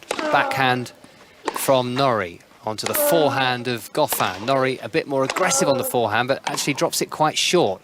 Forehand Goffin down the line, another of those fantastic approach shots. He's apologising to Nori because the ball just brushed the tape on the way through. But really he's being overly polite there. It was a point well earned. Well, it's interesting. Laura mentioned, he said, Cam's got to be careful that forehand from Goffin. It is explosive. It can go hot and cold a little bit, but gee, he's made about 4 or 5 beautiful forehands down the line, almost on the line. Goffin has 30 love, trying to move 5-2 in front, and he does with his signature shot of the afternoon so far. And this is the difference between Goffin and Tommy Paul in the last round. Tommy Paul only able to convert 1 out of 7 break points, but Goffin, as soon as he gets a look today, he's all over it. So 3 game points for a 5-2 lead now for Goffin, and an ace is all he needs. Excellent start by the Belgian player. The British player, Cameron Nori, is not really at the races so far. Early days, but it's Goffin leading this first set, Tony, by 5 games to 2. Cheers, Russell, thank you. You could argue after a lightning start here on centre court, Jannik Sinner's not at the races either. Watching is Naomi Cavaday and Annabelle Croft. Annabelle, well, I mean, updated on the score for us, Naomi, actually. Just let us know where we are.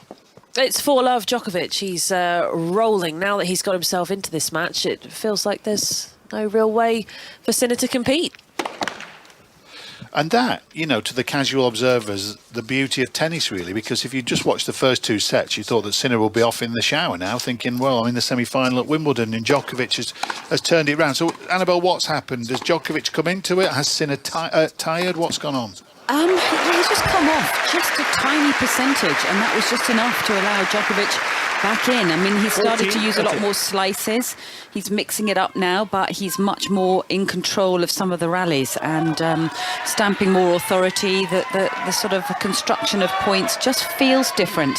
You know, the balance of power has shifted, and that's what these matches and these best-of-5 set matches are all about, because they take you on this roller coaster, and psychologically you've got to kind of navigate your way through these ups and downs and pressure moments, and it's so difficult to maintain that kind of level that we saw from Sinner for such a long period of time, and he hasn't been able to do it.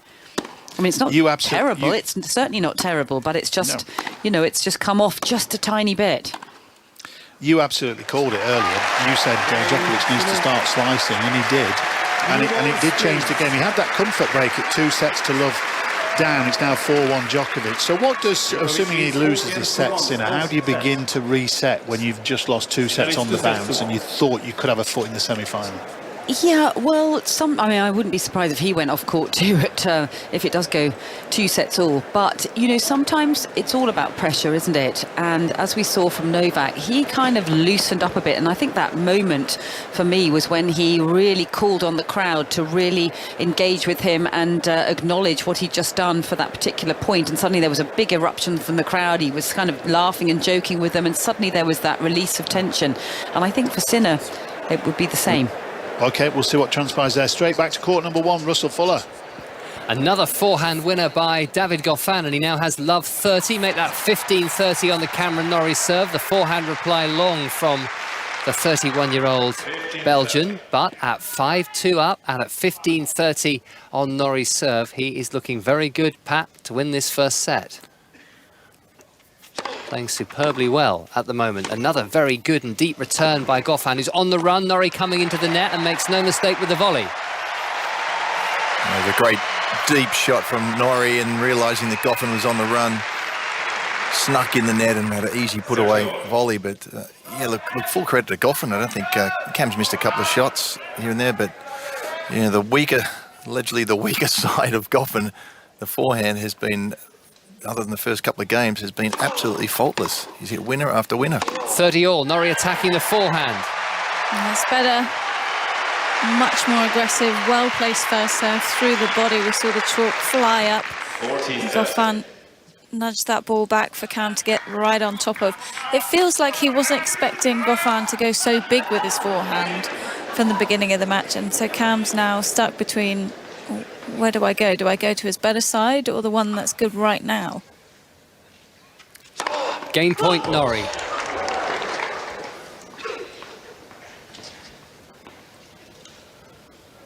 Two 5 down. First set of this quarter-final match. Forehand from Nori to the forehand of Goffin. Down the line goes Goffin again. Good deep reply by Nori, and that causes a shank from Goffin's racket.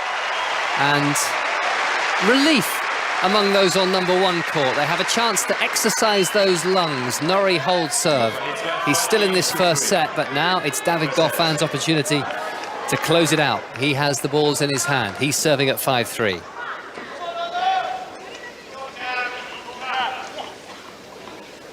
One meeting before in Barcelona last year on the clay. It was another case of Goffin having to pull out because of injury. It was a groin problem there after Nori had won the first set 6-love. Goffin was fighting back in the second set, but that match was never completed. So they don't know each other particularly well, despite one being 31 and the other one 26. Goffin cross-court with a forehand. The backhand from Nori onto the forehand of Goffin. Nori patiently waiting for this in his backhand corner. The double-handed backhand targeting the forehand of Goffin 4 or 5 times in a row. Now Goffin makes a mistake. Tries to go down the line with the forehand and a rare miss-hit. So Nori takes the first point against the serve. 15. Well, playing him pretty much down the middle there, Nori. He said, I'm not going to give you any angles. You know, quick Goffin is, he gets across very quickly, uses those angles really well. That time placed down the middle, baited him into going for that forehand. And it worked. Nice play from Nori. Now 15 and a second serve now for Nori. Onto his backhand side. Forehand from Goffin down the line and long goes the Nori forehand. I feel like he could be doing more with the backhand returns, or at least trying to do something different. It's just sitting up for Goffin, and the third ball could be, right at his feet. It could be nice and deep, and he's got to get up underneath it. 5-3, 15 all. Backhand high return by Nori. Goffin lets it bounce, hits the forehand cross-court for the winner. The first serve did the damage there. 13-15. And he's a couple of points away from capitalising on his superiority in this first set. Well, that's the key, isn't it? He's just been better. It's not like Cam's playing badly right now. 30-15. High return from Nori is in. The off forehand from Goffin. He spanked that one. Nori just gets the frame of his racket to the ball. And these are 2 set points to the underdog in this match. Certainly in terms of rankings, Goffin, a former top 10 player, now at 58 in the world. And this is the first of 2 set points.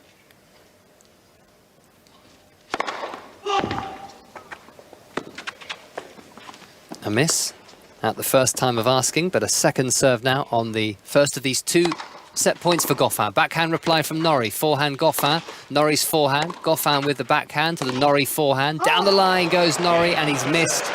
And that hopefully will draw a line under the set as far as Cameron Norrie's concerned. Yes, he's lost it by 6 games to 3.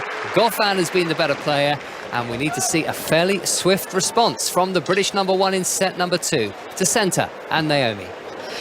Yes, and it is 5-1 in the 4th set to Novak Djokovic. And once he really got any sort of grip in this match, he's just been off and running. He lost the first 2 sets to Jannik Sinner, 7-5, 6-2. He won the third 6-3 and now 5-1. But it is 40-love on the Sinner serve. And Sinner all of a sudden looks like he can't remember the first 2 sets. Doesn't know what was working, doesn't know what to do. And Djokovic with another huge comeback on the cards, potentially. It wasn't that long ago, the last time he came back to win from 2 sets down in a slam. Just a little over a year ago, Roland Garros final 2021 against Stefanos Tsitsipas. He looked down and out, like there was no way he was going to win that. And he ended up picking up his 20th major. Forehand rolled away by Djokovic. And Annabelle, it didn't take long. From 2 sets up, we were thinking, OK, Sinner, here we go, let's see what you can do. But then as soon as Djokovic started to get something going, we all just thought, oh, OK. Here we go. Yeah. Yeah, I mean, there's a different shift in his energy, his body language, the eagerness of what he's putting out there on the court now. And I think he really had the stuffing knocked out of him for a couple of sets. I think he just thought, what on earth have I got to do against this inspired youngster who's just putting it all out here, utterly fearless, no respect for the reputation that Djokovic had on this court. He was just taking it to him. But there's definitely been a shift in that power balance. So a game point here for Sinner. Misses the first serve. That's what the top guys do so well. They know that plenty of players can play at such a high level. A lot of them can play at a level that, quite frankly, can just be too good. But can they do it in the big moments? Can they do it over and over and set after set? And Sinner, well, he managed 2 sets. He's held on there to come to 5-2. Well, can he get a third set of that sort of level out? That is the question, because Djokovic is saying, go on then, try. 4th set. Sinner leads 2-2. Yeah, it was interesting that last game because Djokovic was sort of bending down and just touching his left toe. And you know when that feeling when you've got a shoe and you're planting your foot and your toe stubs at the end of your feet or your shoe. And he kept on shaking out his legs, and then he did a little bit more with the foot. And I hope there's no little tweaks or injuries just appearing there, but certainly something was going on with his feet in that last game. I suppose one of those things when you're not feeling great on the court, everything just hurts that little bit more. All the niggles come out, they're distracting you, they're annoying as well. He's just eating a couple more of his customary dates. He's just got out of that very neat, tidy little Tupperware box that he has. I imagine everything is neat and tidy in Novak Djokovic's world, don't you think? I've said this before, but I could imagine all his shelves and cupboards and everything would be all neatly lined up. It's all for a reason. I think Marion was talking about that earlier on in the match, and talking about how that he's practiced so much with Sinner. And it's interesting, I think all the top guys, as soon as these young guys start coming through, they are straight away, right, come and practice with me, whether it's at tournaments, off season. Federer might invite them out, the top juniors out to Dubai, Rafa to Mallorca, and Djokovic to Monte Carlo, and says, come on then, let's do some sessions. And I think a lot of people might think, oh, well, it's just because they're nice guys, they're trying to nurture the juniors. Not a chance. They want to get a look at them and say, right, what's coming next? Because they want to stay right at the top of the pile. Yeah, I think you're spot on there. So Djokovic with an unreturnable serve to kick things off as he's serving for the fourth set. It's been interesting to see Djokovic's serve just pick up quite significantly, just, even those last 2 points, 2 free points off serve, and we weren't really getting any of that in those first 2 sets. And he just looks like in a much calmer place. Sinner just looks, like he's the young pretender once again. Yeah, just a little bit of panic for Sinner. He's got to figure things out sharpish. Hasn't really been able to in this set. Djokovic 2 points away from levelling things up, but a big forehand and volley put away from Sinner. That will make him feel better. Oh, where did that power suddenly come from? We haven't seen that for quite some time, and he just absolutely unloads on that last forehand. Ricochets that one down to that backhand corner. Maybe he's just trying to pick things up. Even if he isn't able to get back into this fourth set, he wants to get the energy going ahead of a fifth. Serve into the net from Djokovic, just looking for the wide serve there. 30-15. As he serves to the forehand of Sinner, then pulls the backhand wide. He has really tidied up the errors. But there's one at most ideal of times. It's 30 all now.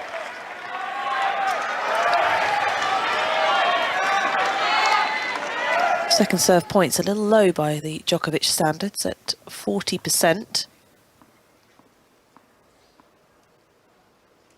30 all. There's another serve in the net. That's where he's missed most of them. His overall percentage is good at 65, but it's been up and down. There's been runs of play where it's just got away from him. Forehand return from Sinner, then he scampers across the back of the court to pick up a low backhand. There's a drop shot from Djokovic. It's no good.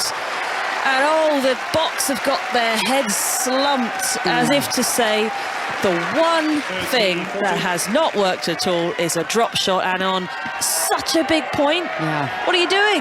That is incredible, particularly when you think back to that first set and the second set, where that's where the problem started, when he couldn't get that drop shot working. And what a huge scoreline to let Sinner back into this fourth set. So break back point for Jannik Sinner. And okay, he's a double breakdown here, so Djokovic still has some room, but just to cling on to something, change the momentum, the energy going into that potential fifth set would be huge for Sinner. So another first serve here from Djokovic. Serves to the forehand of Sinner. It's a short reply, and then Djokovic gets good depth on his backhand, and then good width. He's bossing things, but big pace from Sinner, who's really cranking it up in this game. Good reach, and then Djokovic goes right to the baseline and plays a soft volley, and that is so good from the world number one.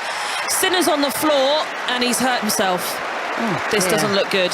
He took a big dive for that. I thought it was just a normal grass slip, but he is clutching his ankle. He looks like he is in a lot of pain. The physio's already on the court. And Djokovic is with him, trying to help him up, because that is the standard practice. Get up on your foot as quickly as you can. It helps. Doesn't matter how bad it is, it helps. And he is up on his feet. But he's done something to his ankle. I'm sure he's going to need some treatment here. He's not walking well. And after seeing what happened to Alexander Zverev at Roland Garros, which was nasty, it's not quite as bad as that, but let's see what happens here. We'll just quickly pop over to court one. A big cheer because Sinner's going to continue, but Gigi Salmon, what's happening there? No cheer here. Breakpoint Goffin, first game, second set. Cameron Nori, the second serve, serves out wide, double-hander backhand placed in play. It swung cross-court on the backhand from Nori. Nori opens up the forehand, drops it short the mid-court. The forehand cross-court from Goffin, the stretch from Cameron Nori. Cross-court goes Goffin, again with the forehand. The Belgian drops that one a little bit short. The backhand cross-court from Nori. It's redirected down the line. It's chopped up by Nori. It's inside in from Goffin. It's backhand cross-court from Nori. It's down the line and it's wide from David Goffin. The breakpoint is saved and we are back to deuce. Well, I can tell you that Sinner is back up on his feet and he's playing. Quite surprisingly, I thought for sure he was going to take a medical timeout. Me too. I mean, that was quite dramatic, wasn't it? When we saw a little bit of a replay on our screens here in the commentary box. I mean, it looked like his foot sort of slid and then it stuck and then it kind of turned over. But he's been back up on his feet and looking and scampering just like any youngster would. Yeah, I think a little bit of shock there as well, maybe jarring something in his ankle. I don't think it's going to be feeling 100%, but he's back playing, thank goodness. But it is set point for Djokovic, and he puts a backhand in the net. Well, he's probably a little distracted by what's just happened as well. Because in his mind, he might have raced ahead thinking, oh my goodness, my opponent's not going to be able to walk. I mean, he certainly looked like he was going to hobble to the chair and have to be helped. But all of a sudden, he's back up and scampering around. You know, Djokovic was straight over the net, wasn't he, to help Sinner. He thought it was pretty serious. Was rolling around and clutching it, screaming in pain, and looks absolutely fine now. Yeah. So it's deuce at 5-2 here in this fourth set. 2 hours and 56 minutes played, just a few minutes shy of 3 hours. But we do expect this to enter into a fourth, possibly beyond. But Sinner, just something to cling on to here.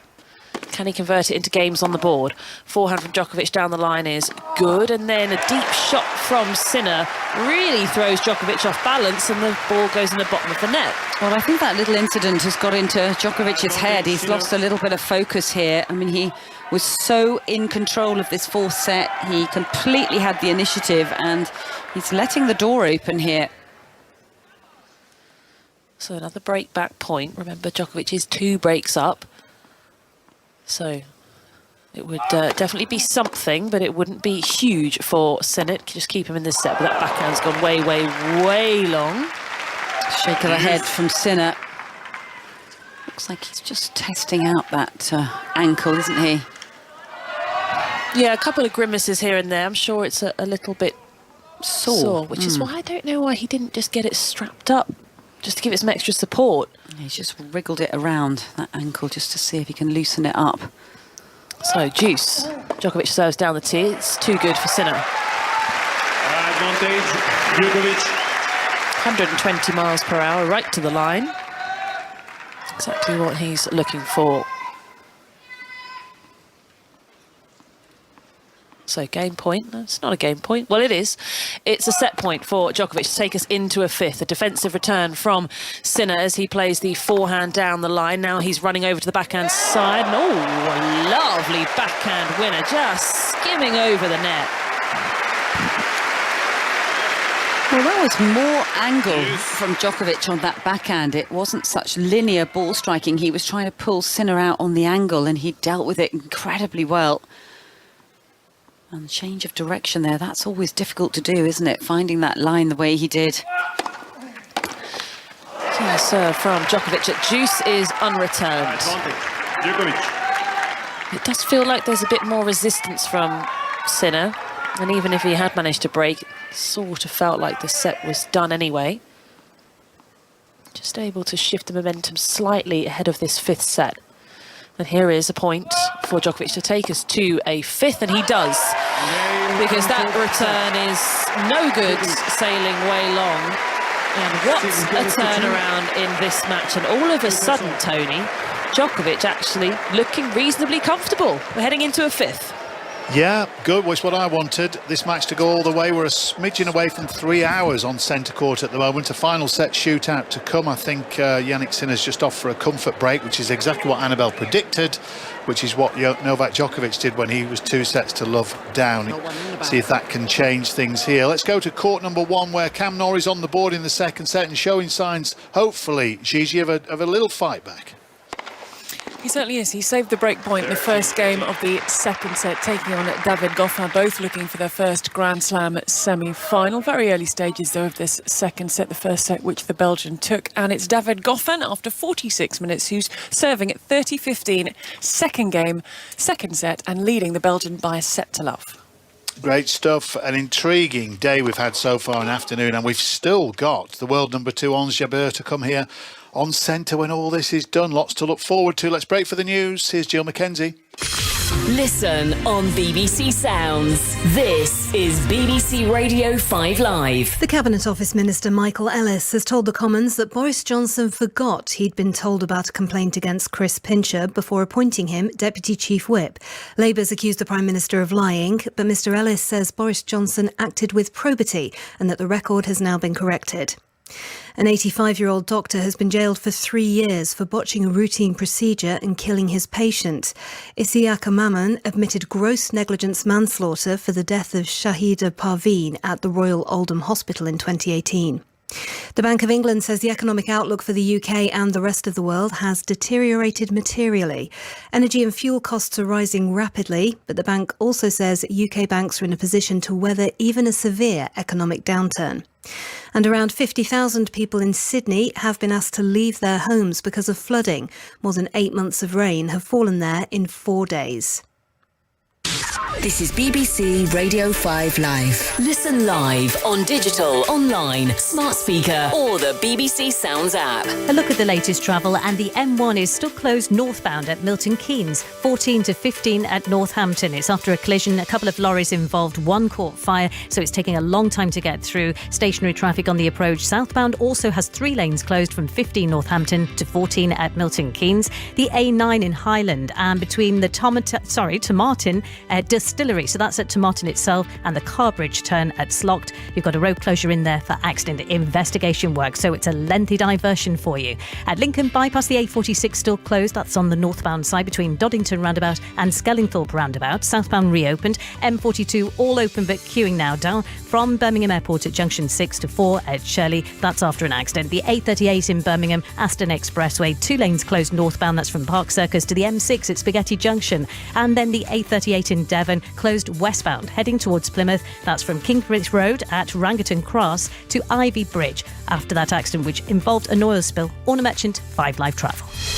Wimbledon 2022 with Gigi Salmon and Tony Livesey on BBC Radio 5 Live. Jannik Sinner back out then. This 5th set just about to get underway here on centre. He'll, if you remember, the 20-year-old Italian took the first 2 sets 7-5, 6-2.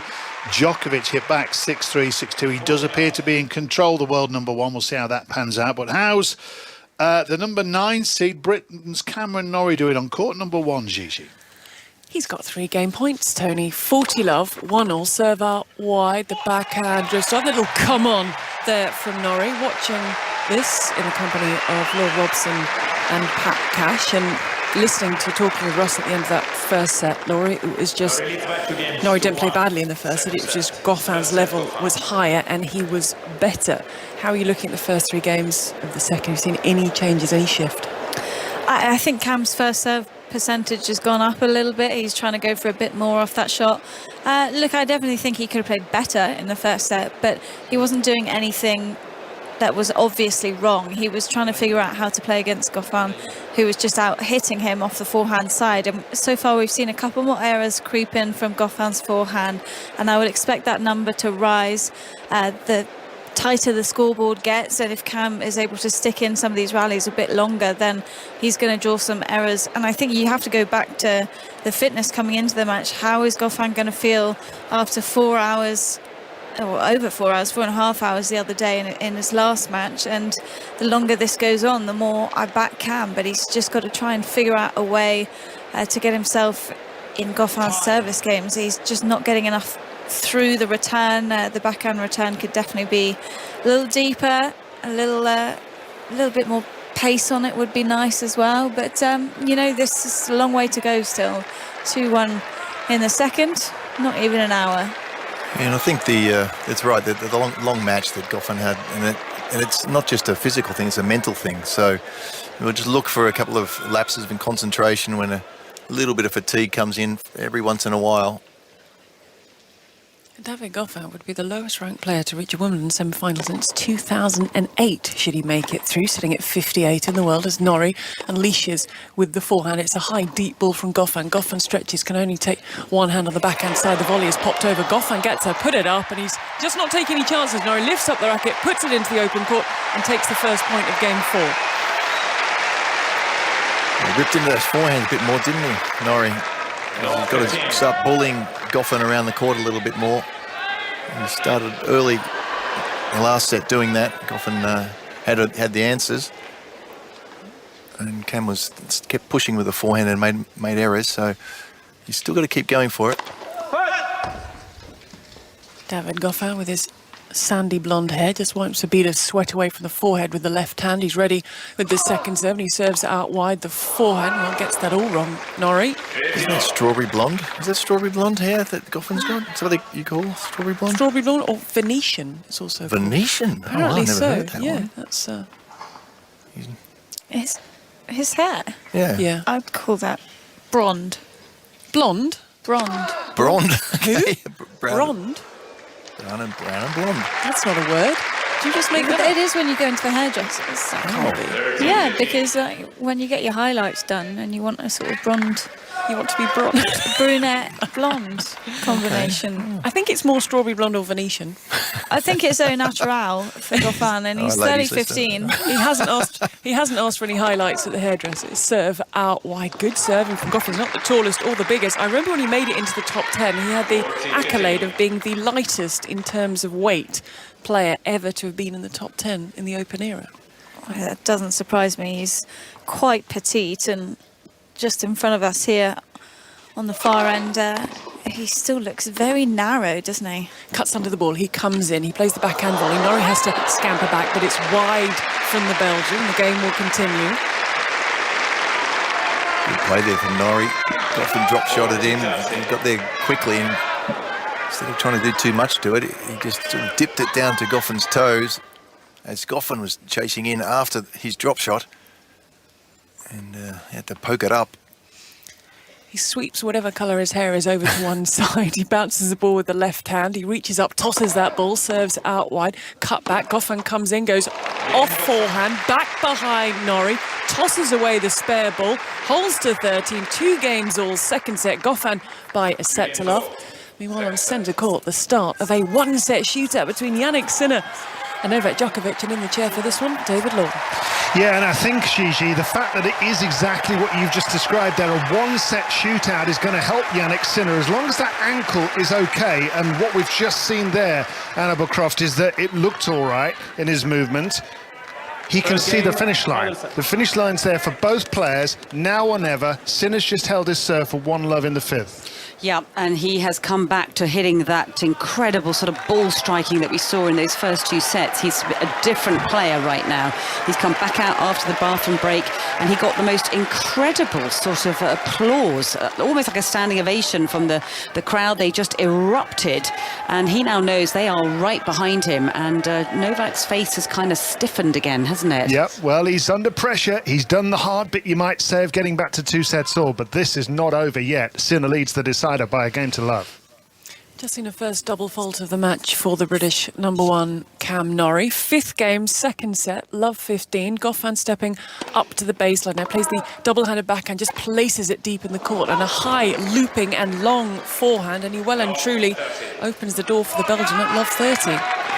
Again, just struggling to figure out where to go. It feels like he's got it in his head. The Goffin backhand is the better side and is now just going way too much to the forehand and not even setting up the point the way that he usually would, with the backhand down the line, the forehand cross-court that he's so good at. Love 30's got to find the first serve here. Cam Nori doesn't. Dumps it into the net. He was heading out to the forehand of David Goffin, who waits and leans forward, and the serve this time goes down to the backhand side. The off backhand return from Goffin. The backhand placed long. You could see Goffin charging towards it, so speedy around the court, and now love 40 on the Nori serve. Just having a tough day so far, Cam Nori. Setting a break is not where you want to be at all, and he's just not at the same level as the other day, which I'm sure is so frustrating for him out there. Nori winds himself up, serves out wide, the stretch on the back, and it's a high ball. It goes long, and that is the difference a first serve can make. Pat, what do you tell yourself in this situation where you know you're not having a good day? Hold on to your serve, first of all, and he's doing a good job with the serving. Oh, another good serve and an error from Goffin. 2 down, 1 break point to go to save. Looking to step up and fire another first serve down to the Belgian, who retakes his position. The wide stance swing, the top half of his body, serve goes out wide. The floated back, and it's very deep. Nori with the forehand redirects it down the line. The stretch into the centre from Goffin. He's coming forward. He's at the net now. Nori plays the backhand volley. He gets it. The look up to the skies from Goffin. He cannot believe it. That has passed him by from love 40 to juice. Well, he had the passing shot, and it was a decent approach shot, but not a great approach shot. Well, Nori had Goffin on the run, but it was to his favoured backhand side, and Goffin didn't hit a great passing shot. Looked up and said, gee, that was my real chance. I mean, off a first serve, 2 big first serves, you've got to take your hat off to the other guy. Yeah, but that was the real chance for him. Juice. The ball boy is just scooping up a lot of balls. He's got 3 in his hand as Nori serves first serve into the net. Goffin up on his feet. Now the wide stance, slight bend in the knee, both hands on the racket. Plays the double-handed backhand, and it goes into the net, and it is game point. That little fist pump that you get from Nori after every point he wins brings up game point from love 40. Goffin's just got something in his eye here. He's been struggling with it for the last few points. Maybe needs a bit of a rinse at the change of ends. Game point. Nori nets on the first serve. Goffin looking around now, taking position, both hands gripping the racket. A point for 3-2, keeping us on serve. Serve out wide. The backhand is in play. Nori with the forehand, place it down the line. Forehand cross-court, a little bit shorter from Goffin. Goffin steps in inside the baseline with his forehand. Another forehand from the Belgian, who's pushed back by the Brit. Just placing these balls in play at the moment, Nori. Placing that backhand, sweeping it cross-court. The forehand, a little bit more oomph on it from Goffin, who goes back to the now slice down the line of Cameron Nori. This is game point for Nori. Nori with the forehand, goes cross-court on the angle. The backhand down the line from Goffin. The pick-up from Nori. The forehand cross-court from David Goffin. The backhand cross-court from Nori. The forehand back into the centre. The inside in from Nori. The floated slice so low from Goffin. The pick-up cross-court from Nori. The backhand bunted down the line from Goffin. He comes forward. He chops over the volley and he gets it. What a point! Whether there's something in his eye or not, that was spectacular from Goffin. He finishes it off and the game continues. Well, this is what we expected from almost the first point, these sort of rallies. This hasn't really happened until, well, we're just about to hit the hour mark now. That was a fantastic point. It'll give, even Nori lost that one, but it'll give him a lot more confidence because he's been making an error somewhere halfway during that point, but not in that time. Goffin to come up with real good shots. First serve, backhand in play through the middle of the court. The off backhand placed by Nori. Nori opens up the forehand. It sits up high. It's a high ball, forehand cross-court, brought down, backhand cross-court from Nori. Forehand clip stop from the net from Goffin. He was about to apologise, but it clipped the net. It landed in the tram lines, and the point goes to Nori. Cam needs a bit of luck like that at the moment. He's just not winning any easy points. He's getting a little passive with the backhand still. It's bouncing up short, so Goffin's just being allowed back into the rally every time he gets a short forehand. This would be a great hold though if he comes through this point. Serve down the tee, the off forehand is in play. The forehand, some oomph on it from Nori. Nori takes charge, he then feathers the drop shot over. Here comes Goffin, goes backhand and he's missed it. Oh my goodness. He's missed the backhand, Goffin, and he was charging up to that ball, so he gets a chance to wash out his eye and rid whatever it is that's in there. Nori, a very good hole, looks at his racket. Both players sit down. 1 hour exactly on the clock. We're on serve. 5 games into this second set. 3-2, Cameron Nori. David. 2 sets all here on centre court, Gigi, between Novak Djokovic, the defending champion, and Jannik Sinner, this prodigiously talented 20-year-old who has won the first 2 sets, lost the next 2. It's 1 game all in the 5th and deciding set. It's 15-30 on Sinner's serve. Perhaps a chance here for Djokovic to set up a break point. Forehand on the line from him. Backhand cross-court by Sinner, who winds up into his forehand now, puts it cross-court. Djokovic meets it down the line. Backhand cross-court by Sinner, who's coming into the net, playing a low backhand volley, but nets! Djokovic shakes his fist and he has 2 break points. Oh, that was a brilliant defensive slice from Djokovic, who knew that Sinner was coming forward, and at the last minute he just adjusted his wrist, opened up the face of the racket and made that a tricky volley. Absolutely brilliant. Annabelle Croft here with us on 5 Live. Absolutely packed house inside centre court. Cameron Nori in action for Great Britain on court 1. Who will the winner of that match face? Will it be Djokovic, who has 2 break points at 1-1 in the 5th? Or can this young Italian find a way to stay with him in the deciding set? Djokovic has played 10 5-set matches here at Wimbledon. He's only ever lost 1. That was 16 years ago. He hits his backhand cross-court, and he has passed, has he? No, just wide. Shake of the fist from Sinner, as Djokovic on the stretch thought for a second. 30. From where we are, behind him, we could see the angle he was going for, but it just went too far. Yeah, it was clever, wasn't it? I mean, it was such a difficult shot for Djokovic to make, and he knew he had to give it a little bit more loft over the net and just enough height to get that ball away from Sinner, but just couldn't find the angle. Didn't miss by much. This is electric out here, isn't it? What a wonderful contest this has been. Absolutely enthralling. 1 game all, 5th set. Novak Djokovic trying to break. Long goes the Sinner serve. Can Sinner hold on again? Second serve for Djokovic to attack. Forehand puts it onto the baseline of Sinner, who responds with his own forehand. Then goes backhand down the centre. Djokovic with an inside-out forehand into the backhand of Sinner, who goes down the middle. Now he winds up into a massive forehand to Sinner. Then a backhand cross-court. He's got weapons in both hands there. Now a drop shot Sinner. Into the net. Djokovic breaks. Djokovic turns to his support team and shakes his fist. And he leads 2 games to 1 in the 5th and deciding set, Gigi. David, thank you very much. Here, David Goffin has moved to 40 love, 6th game of the second set. David Goffin, 40 love.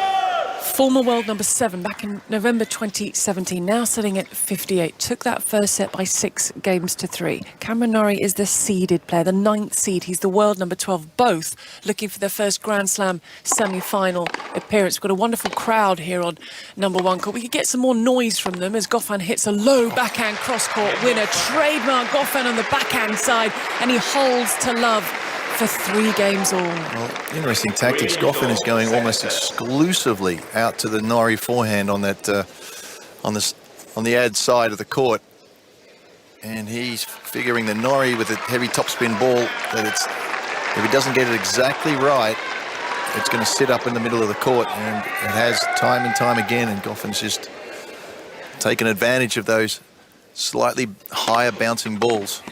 Should tell you that Marion Bartley's on court with her partner Nenad Zimonjic, and they are 3-1 up in their round robin invitation mixed doubles match against Mark Woodford and Eva Mayola. We had a win for Laura Robson early. Marion Bartley's in winning position. Good day for Team 5 Live. Mark Woodford's in Team 5 Live. So. Yes, he is, and he's losing. It's on the other side of the net. I suppose you can't win. They both can't have win. Everyone coming through as a winner. They both can't win. It's win-win for us in that match. Cameron Nori serves heavy serve down the centre line, down the tee, and misses.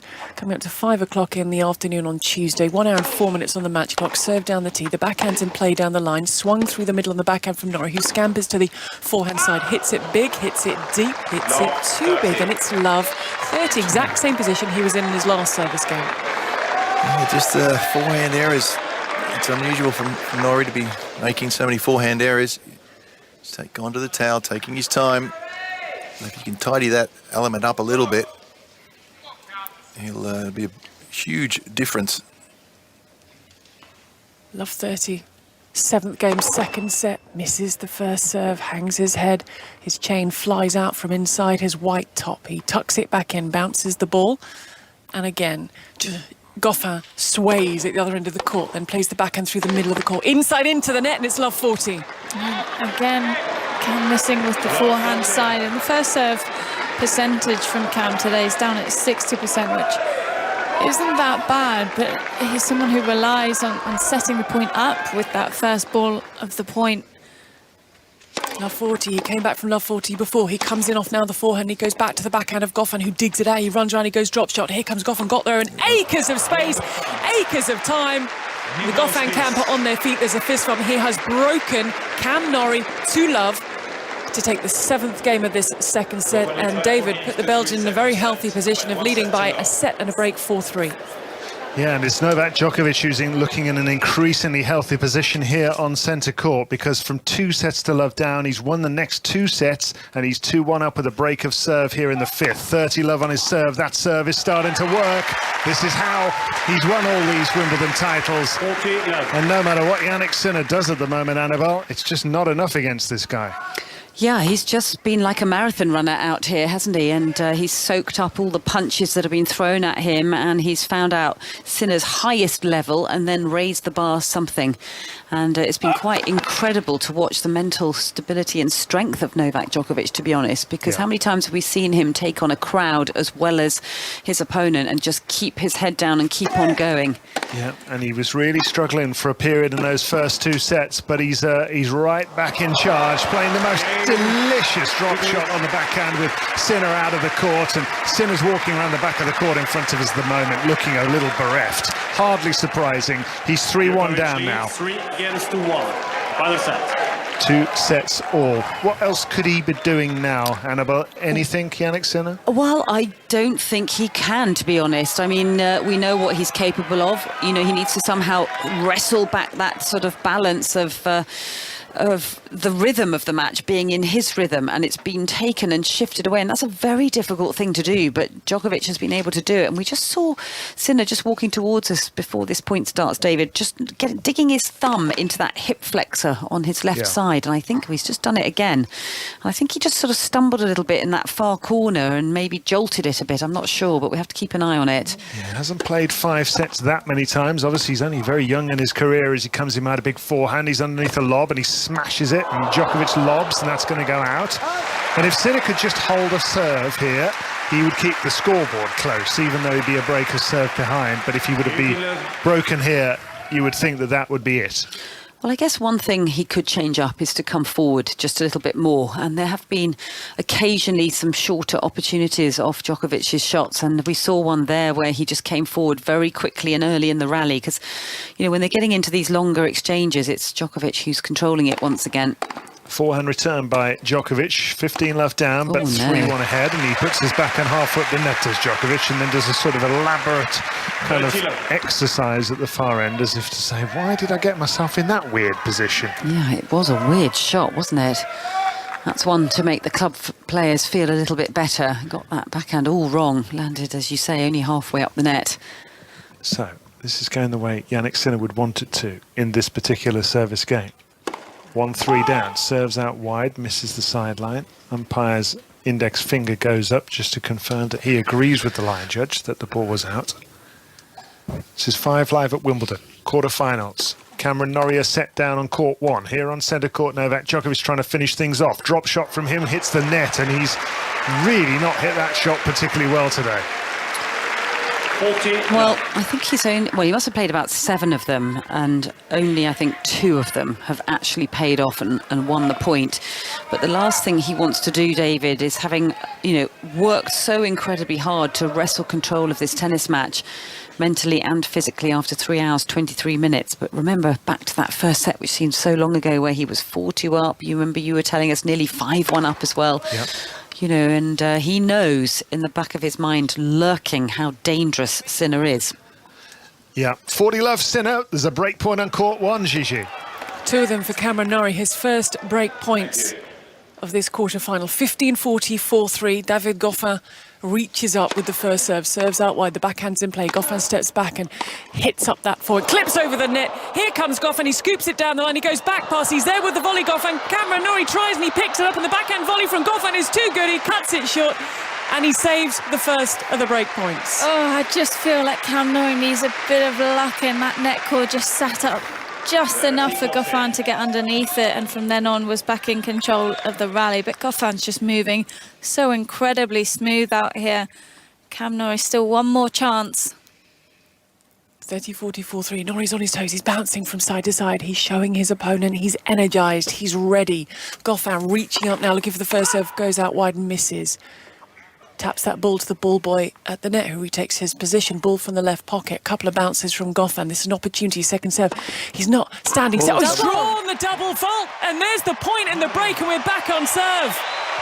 The look from Goffin up to the skies. Once again, the fist pump from Cam Nori. The applause from the crowd. It is 4 games all, second set.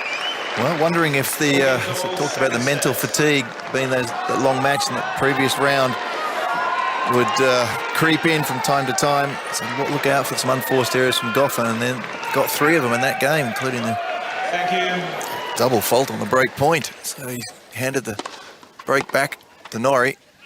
Nori comes inside, scoops up that ball, drops it over. The backhand is there from Goffin, but Nori was waiting. Open court, finds it, point. Oh, I'm not sure about some of these jump shots from Cam Nori. Goffin is so quick up to them, and he has made just about all of them. So Cam Nori just having to play another ball afterwards. But I'm still in shock over that double fault. That serve on the ad side to Cam's forehand has been rock solid throughout the match. He stepped up a little bit more on the second serve. Nori was bouncing around. He distracted his opponent. He drew the faults. He redirects the forehand up the line. Nori here with the backhand. Overhits it. Goffin is sort of rotating his shoulder quite a bit. He's got tape all over his back. Obviously he's feeling, there he goes, he's doing it almost every point now, trying to loosen up that shoulder of his. A lot of tennis he's played. So Laura might be right. The longer the match goes, better the chance for Nori. He's feeling his 31 years right now, David Goffin. Cameron Nori, 26 years of age, 15 all, 4 all, serves out wide and misses. He's going to challenge. Goffin's not sure, he's not moving very far away. Cam doesn't want to go 15-30 down again, just after breaking back. It's touched. It is in. One of the weird things of tennis. It's a challenge on the second serve. Shouldn't you surely have a second serve to come instead of having a first serve? In this situation, we quite like a first. Oh, it's just weird. Another one of those weird rules in tennis. Well, it is going to be a second serve now because he's missed the first. It's like karma, isn't it? Maybe. Second serve. Lands it, sits up short, forehand flip cross court deep from Nori. Nori on the base on this forehand, he cuts that short, but it's into the tram lines, and it is now 15-30. 15-30. The pace coming into Cam's forehand off Goffin's backhand cross court is just causing him so much trouble today. He wants to go back cross court again with the forehand, but he just feels like he's under so much pressure, so he's opening that line way too early. Nori 15-30, good heavy serve, sits up, comes forward, goes for the 1-2 punch, and you hear the come on and the scream and the roar, and he's now yelling towards his box as he levels up at 30 all. 30 all. Well, that's good mental management there. Get himself pumped up, get himself back into this match. He knows there's still a long, long way to go. 30 all, he says he feels calmer in bigger matches and bigger moments. This will be a test of that. Biggest match of his career to date. It's for a place in the semi-finals of a Grand Slam, to be here at Wimbledon in the final 4 as Goffin hits the forehand cross court. The backhand bunted through the middle from Cameron Nori, who lets it with his backhand down the line, and it does the damage, and it's game point. Well done. Good change up from Cam. He's still finding his way through these rallies, but the longer this match goes on, he's definitely looking the fresher of the two, and he's pumped up. He's fist pumping towards his box. Nori with the first serve, missed by a country mile. Still not finding the first serve. Down at 59% now. That big sigh wasn't from court one, I'm sure that was from centre, but now we get the sigh because that's a double fault from Nori and it's deuce. Second one in the game. As I said, he hasn't quite... What he's trying to do is right, Nori. He just hasn't quite got it working. Thank you. Players are ready. Deuce, 4-all, second set, serve out wide, deep return, forehand goes back to the forehand of Goffin, who cuts it into the middle of the court. The forehand cross-court approach from Nori, he's at the net, he's not going to be passed, he pumps his fist, he roars to his box, and it's game point.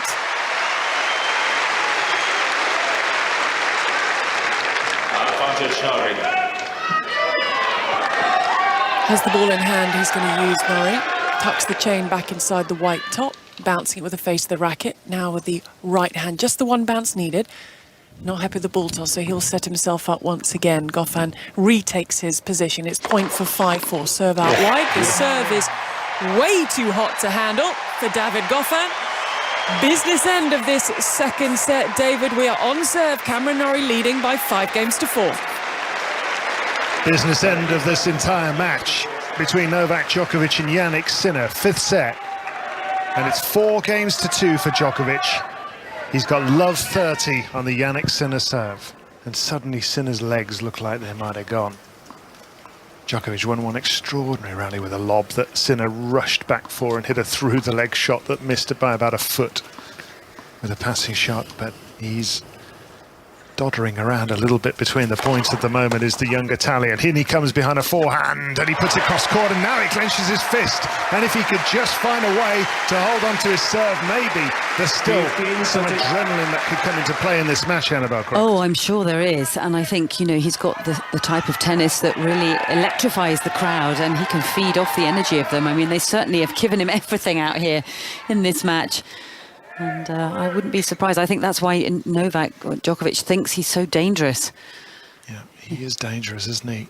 He's dangerous on both sides, forehand and backhand, Sinner. If he gets on a roll, he can be destructive from the baseline.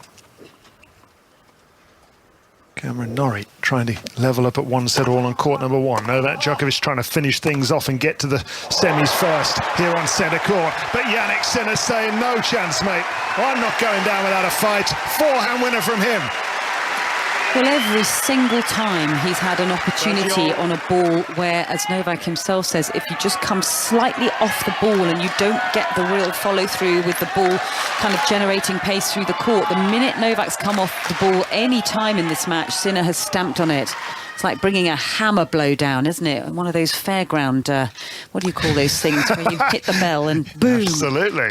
Lovely serve out wide from Sinner. Now forehand into the open court. Djokovic reaches it with the most astonishing backhand you've ever seen in your life. And he goes down on his face and now asks for the crowd to give him some love. Oh my goodness, I have never seen a shot like that. He literally landed, spread-eagled on centre court like an airplane. And that's one of the most incredible shots I've ever seen in my life. He is the only man on the planet that could have hit that shot. Goodness me. What a way to set up a break point. 4-2 Djokovic, fifth set, 30-40. Sinner serves out wide, comes in, hits a drive volley long. And then he smacks himself in the head, does Sinner, because he knows that's game up. 5-2, Djokovic leads. You know, it was an unforced error, that forehand volley, but it was set up by Novak Djokovic, who scrambled his mind with the most astonishing backhand winner you've ever seen. And he's now pumping his fist towards the crowd. And Djokovic looks like he's on his way to the semi, Gigi. He certainly does. Looking for his 11th Wimbledon semi-final. Here, an hour and 19 minutes on the clock. Two men looking for their first Grand Slam semi-final. David Goffin, 4-5. We're on serve in the second set, 30-15. We've had a break apiece. Goffin here with the inside-in forehand onto the service line. The stretch on the backhand from Nori in centre of the court. He's making Nori do all the running. Great defence from Nori at the moment. The forehand sits up for Nori, but hit the line. beautifully just nudging the back edge of the baseline for game points for 5-all. Yeah, Nori's doing his best. He was all over the court in that rally. Nori, left, right, did a great effort, and then as that forehand from Goffin hit the baseline for the winner. Points for 5-all. Goffin down the tee. It's an ace. It's the third ace of the match for David Goffin, who discards the spare ball in his left-hand pocket, sort of trudges to the back of the court. Business ends, set 2. David, we are locked at 5 games all. And we are locked at 2 sets all, but Novak Djokovic is about to break that tie, you suspect, because he leads 5 games to 2 in this 5th and deciding set. And he is serving for a place in the final 4. And serving to come back from 2 sets to love down for the 7th time in his career. He serves out well into the forehand, Sinner nets, and looks a very disconsolate young man right now. Yeah, and I think you called it, David. You know, the legs look a little bit heavier than they did, earlier in this match. He couldn't quite get the energy out wide on that forehand. And what's that all about? Not quite sure. They're trying to disrupt Novak's concentration, I think. Djokovic, 5-2, 15 love.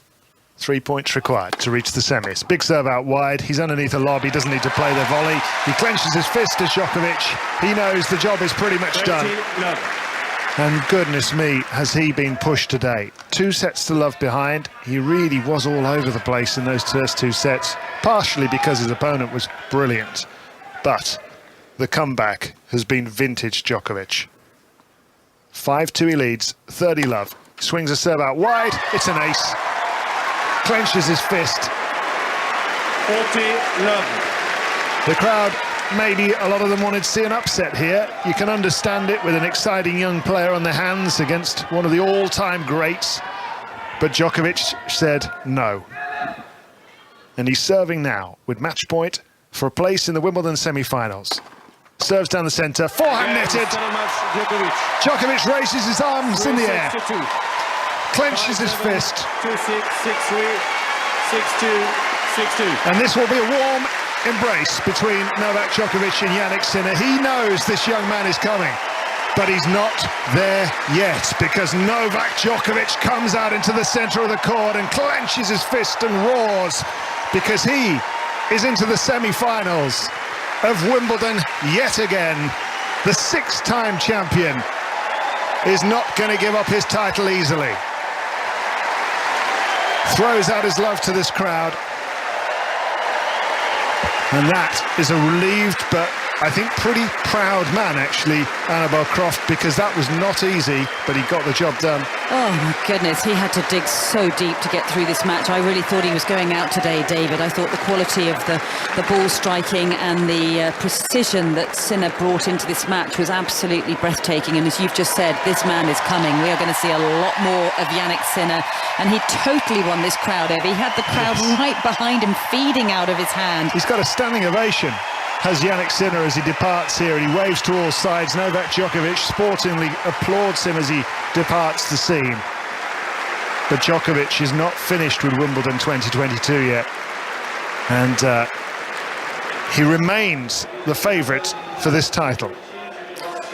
I think you're right. I mean, what a match that was. I mean, it was exhausting, wasn't it? I think you just have to admire the strength of character of this man to have come back from 2 sets to love down and stayed calm, stayed composed, didn't really flinch. I mean, he was a bit de-energised, but he managed to get it. I think that bathroom break he took at the end of that second set really did wonders, didn't it? And he came out a completely rejuvenated player.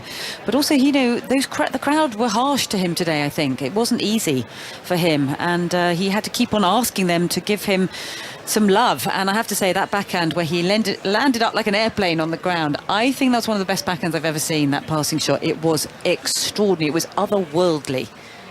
Yeah, I'd agree.